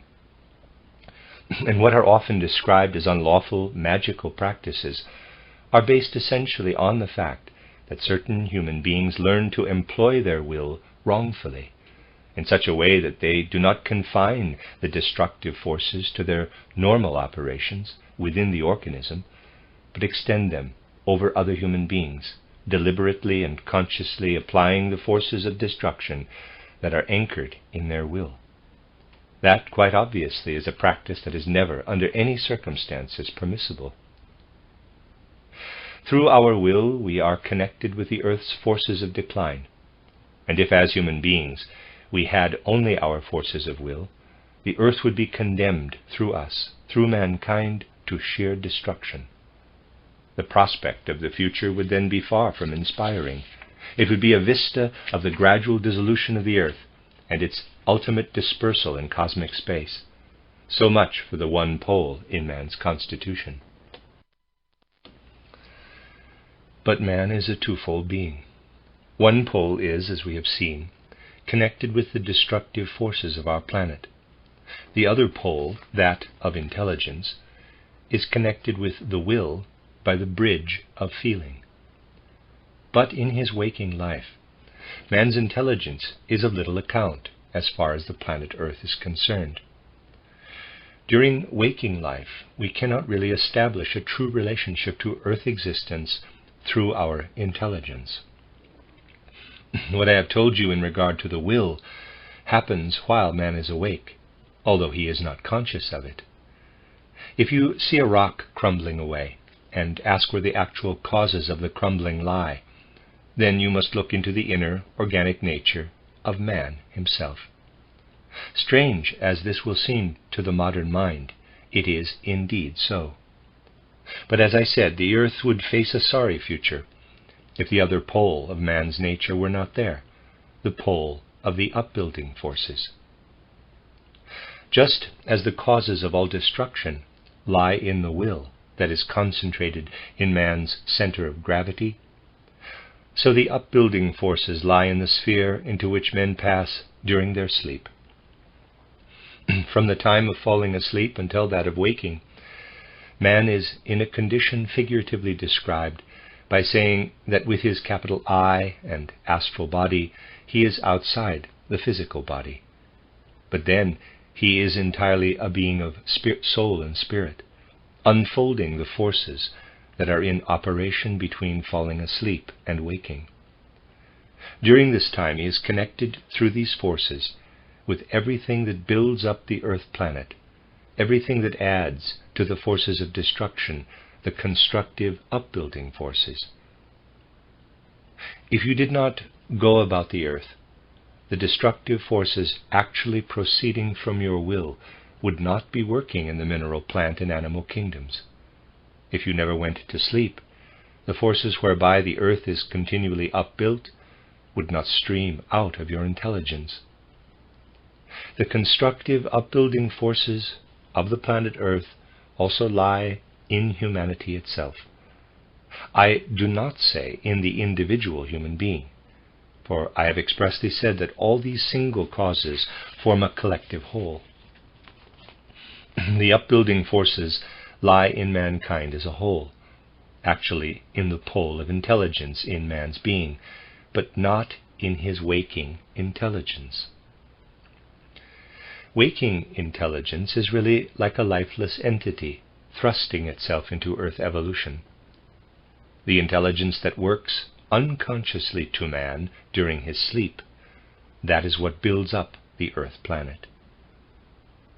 By this I am only trying to explain that it is a fallacy to look outside the human being for the destructive and the constructive forces of our earth. You must look for them within the human being. Once you grasp this, what I am now going to say will not be unintelligible. You look up to the stars, saying that something is streaming from them that can be perceived by man's sense organs here on earth. But what you behold when you gaze at the stars is not of the same nature as what you perceive on the earth in the mineral, plant, and animal kingdoms. In reality, it proceeds from beings of intelligence and will, whose life is bound up with those stars. The effects appear to be physical because the stars are at a distance. They are not in reality physical at all. What you actually see are the interactivities of beings of will and intelligence in the stars. I have already spoken to you of the ingenious description of the sun given by astrophysicists. But if it were possible to journey to the sun by some means of transport invented by a Jules Verne, it would be found with amazement that nothing of what was to be expected from these physical descriptions exists. The descriptions are merely a composite picture of solar phenomena. What we see is in reality the working of will and intelligence, which, at a distance, appears as light. If an inhabitant of the moon, supposing in this sense there were such a being, were to look at the earth, he would not detect its grassy or mineral surfaces, but also perceiving it as a light effect or something similar, he would detect what takes place around the centers of gravity of human bodies, and also the effects of the conditions in which man lives between going to sleep and waking. That is what would actually be seen from the universe. Even the most perfect instrument would not enable the chairs, for instance, on which you are now sitting, to be seen. What would be seen is all that is taking place in the region of your centers of gravity, and what would happen if you were suddenly to fall asleep. It is to be hoped that this would not happen in every case, but wherever it did happen, it would be perceived out in the universe. So, that to the outer universe, what takes place through human beings, is the perceptible reality, not what surrounds man in earthly existence. A very common saying is that everything perceived with the senses is Maya, the great illusion, no reality but simply appearance. Such an abstraction is of little account. It has meaning only when one enters into the concrete, as we have now been doing. To say glibly that the animal, plant, and mineral worlds are Maya means nothing. What is of value is the realization that what you perceive outwardly depends fundamentally upon yourselves, and that, not of course at each moment, but in the course of mankind's evolution, you make yourselves an integral part of the chain of causes and effects. Even when such a shattering truth is uttered, and I think it may well be shattering, it is not always seen in the aspect where it becomes of importance in life. Such a truth assumes importance only when we perceive its consequences. We are not physical beings only. We are moral, or maybe immoral, beings in earthly existence. What we do is determined by impulses of a moral nature. Now, just think with what bitter doubt modern thought is assailed in this domain. Natural science provides a knowledge of the earthly that is confined to the connection between purely external causes and effects. And in this cycle of natural causes and effects, physical man too is involved. So it is alleged by external abstract science, which takes account of one aspect only of earthly existence. The fact that moral impulses also light up in man is admitted, but nothing is known about the connection between these moral impulses and what comes to pass in the round of external nature. Indeed, the dilemma of modern philosophy is that the philosophers hear, on the one hand, from the scientists, that everything is involved in a chain of natural causes and effects, and on the other hand have to admit that moral impulses light up in man. That is the reason why Kant wrote two critiques: the critique of pure reason, concerned with the relation of man to a purely natural course of things, and the critique of practical reason, where he puts forward his moral postulates, which in truth, if I may speak figuratively, hover in the air, come out of the blue, and have no a priori relation with natural causes. As long as man believes that what takes place in the external manifestations of nature can be traced only to similar manifestations, as long as he clings to this illusion, the intervention of moral impulses is something that remains separate and apart from the course of nature. Nearly everything that is discussed today lies under the shadow of this breach. In their thinking, men cannot fuse the earthly round as such with the moral life of humanity. But as soon as you grasp something of what I have tried briefly to outline, you will be able to say, yes, as a man I am a unity, and moral impulses are alive within me. They live in what I am as a physical being. But as a physical human being, I am fundamentally the cause, together with all mankind, of every physical happening. The moral conduct and achievements of human beings on the earth are the real causes of what comes to pass in the course of earth existence. Natural history and natural science describe the earth in the way we find in textbooks of geology, botany, and so forth. What is said there seems entirely satisfactory, according to the premises formed through modern education. But let us suppose that an inhabitant of Mars were to come down to the earth and observe it in the light of his premises. I am not saying that such a thing could happen, merely trying to illustrate what I mean. Suppose a being from Mars, having wandered dumbly about the earth, were then to learn some human language, read some geology, and thus discover what kind of ideas prevail concerning the processes and happenings on the earth. He would say, but that is not all. By far the most important factor is ignored.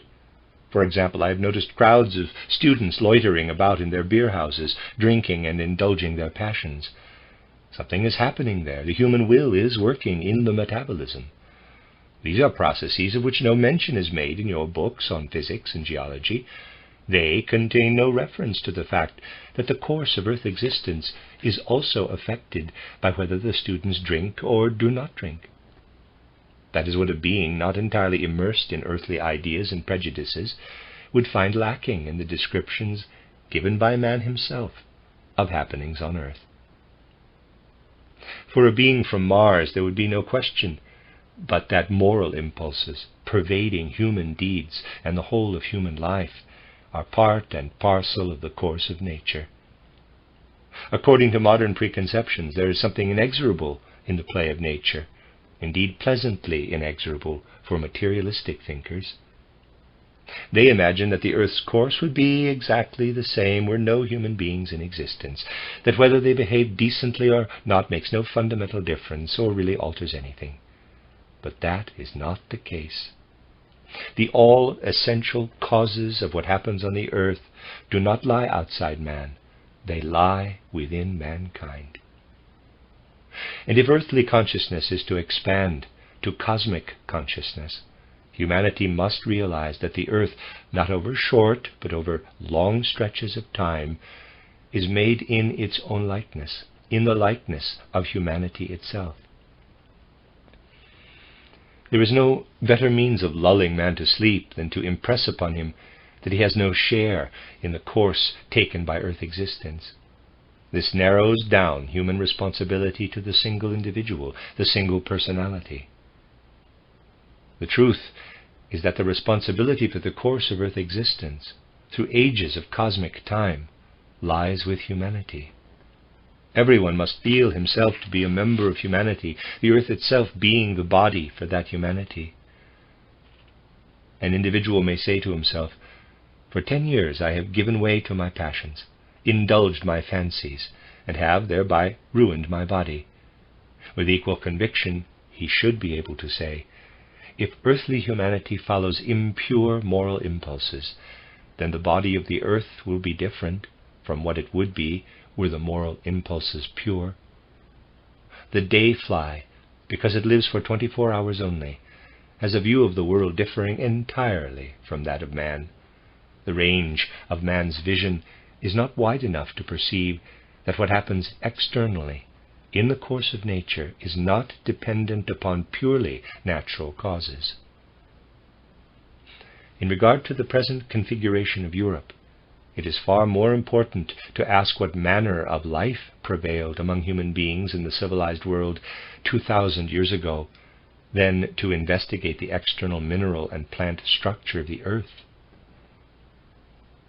The destiny of our physical earth planet in another 2,000 years will not depend upon the present constitution of our mineral world, but upon what we do and allow to be done. With world consciousness, human responsibility widens into world responsibility. Human responsibility widens into world responsibility. With such consciousness we feel, as we look up to the starry heavens, that we are responsible to this cosmic expanse, permeated and pervaded as it is by spirit, that we are responsible to this world for how we conduct the earth. We grow together with the cosmos in concrete reality when behind the phenomena we seek for the truth. I so often tell you that we must learn to perceive the concrete realities of things, for the most part taught as abstractions today. Nothing much is accomplished by adopting Oriental traditions, such as the external world of the senses is Maya. We must go much deeper if we are to arrive at the truth. Such abstractions do not carry us far, because in the form in which they have been handed down, they are nothing but the sediment of a primeval wisdom that did not hover in abstractions, but teemed with concrete realities, which must be brought to light again through spiritual intuition and research. When you read in Oriental literature of Maya and of truth as its antithesis, do not imagine that what you read there today can be really intelligible to you. It is only a much later compilation of matters that were concrete realities to the ancient wisdom. We must get back to these concrete realities. Men think today that they have some understanding of cosmic processes when they assert that the external world of sense is Maya. But nothing can be understood unless one presses on to the underlying realities. The moment it is realized, we have not to ask how the present mineral world is developed out of the mineral processes of another age. We have rather to ask about what has been going on in mankind. At that moment, the real meaning of the saying, the outer world is Maya, becomes clear. Then we begin to perceive in man a reality far greater than is usually perceived. And then the feeling of responsibility for earth existence begins. If you will try to get to the inner core of these things, and it must be by inward contemplation, not by means of the kind of intelligence employed in natural science, you will gradually find your way to the realization that mankind is composed of free human beings.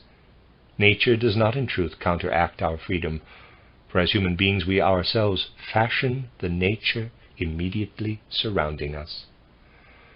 It is only in its partial manifestations that nature counteracts our freedom. Nature counteracts our freedom to an extent no greater than if, to give an example, you are stretching out your hand and someone else takes hold of it and checks the movement. You will not deny freedom of will simply because someone else checks a movement.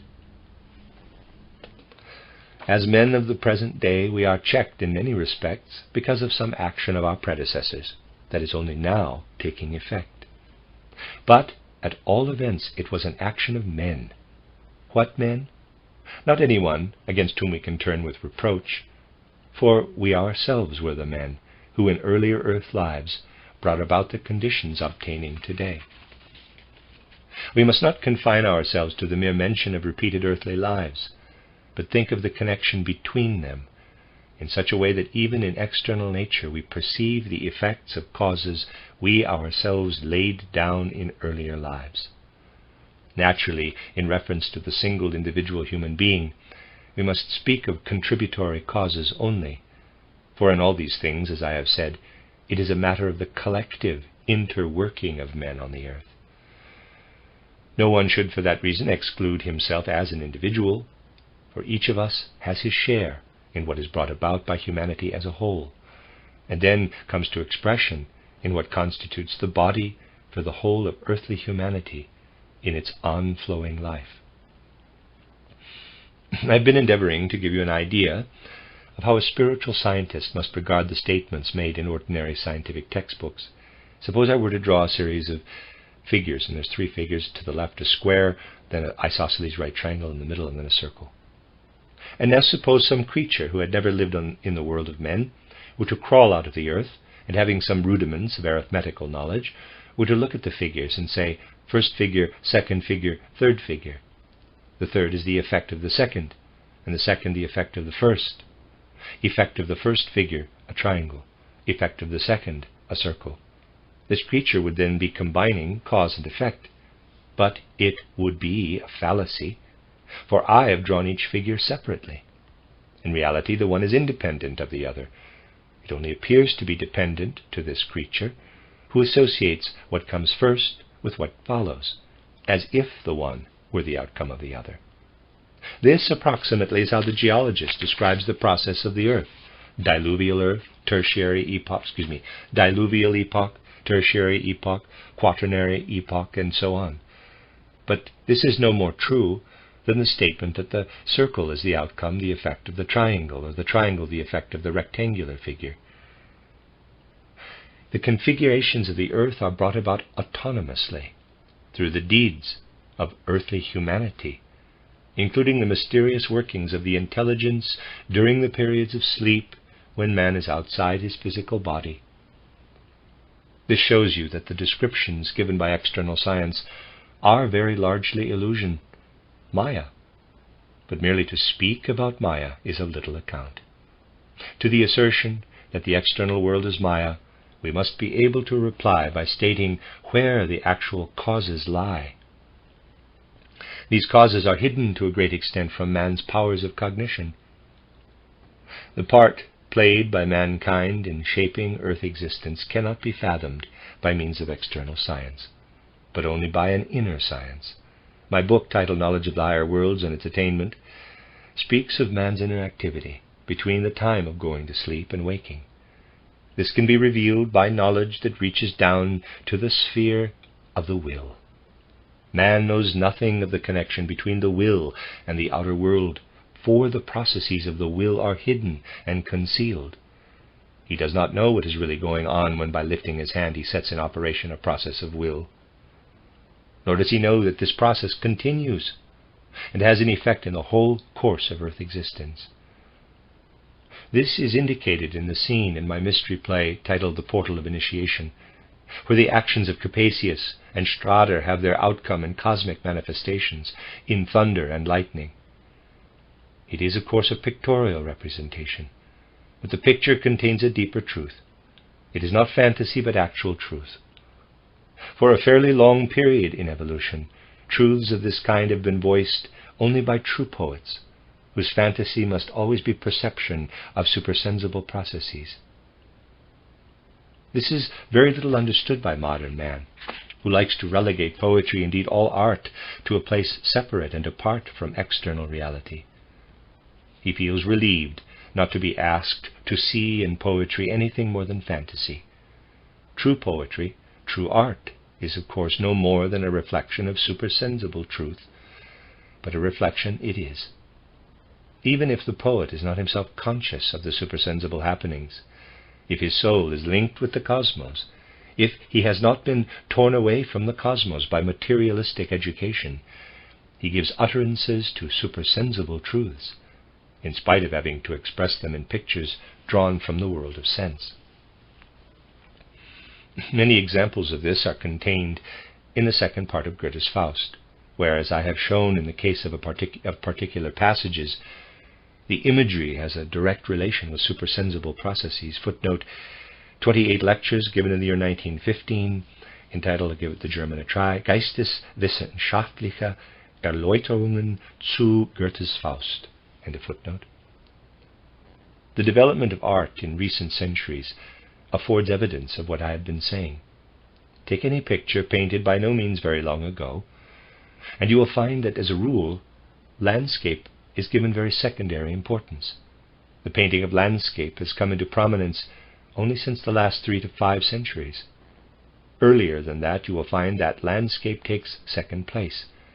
It is the world of man that is brought to the forefront, because the consciousness still survived that in regard to objective processes of earth existence, the world of man is much more important than the landscape, which is but the effect of the world of man. In the very birth of preference for landscape, there lies in the sphere of art the parallel phenomenon of the birth of the materialistic trend of mind, consisting in the belief that landscape and what it represents has an existence of its own, entirely apart from man. But the truth is quite the reverse. Were some inhabitant of Mars to come down to the earth, he would certainly be able to see meaning in Leonardo da Vinci's Last Supper, but not in paintings of landscapes. He would see landscapes, including painted landscapes, and the whole configuration of the earth quite differently, and with his particular organ of sense could not fathom their meaning. Please remember that I am saying these things merely in order to illustrate hypothetically what I want to convey. So you see, the saying, the external world is Maya, cannot be fully understood without entering into the concrete realities. But to do this, we must relate ourselves intimately with earth existence as a whole, know ourselves to be an integral part of it. And then we must grasp the thought that there can be external and apparent realities which are not the truth, not the true realities. If you have a rose in your room, it is an apparent reality only, for the rose as it is in front of you there cannot be the reality. It can be true reality only while it is growing on the rose tree, united with the roots, which in turn are united with the earth. The earth, as described by the geologists, is as little a true reality as a plucked rose is a reality. Spiritual science endeavors never to halt at the untrue reality, but always to seek what must be added in order to have the whole true reality.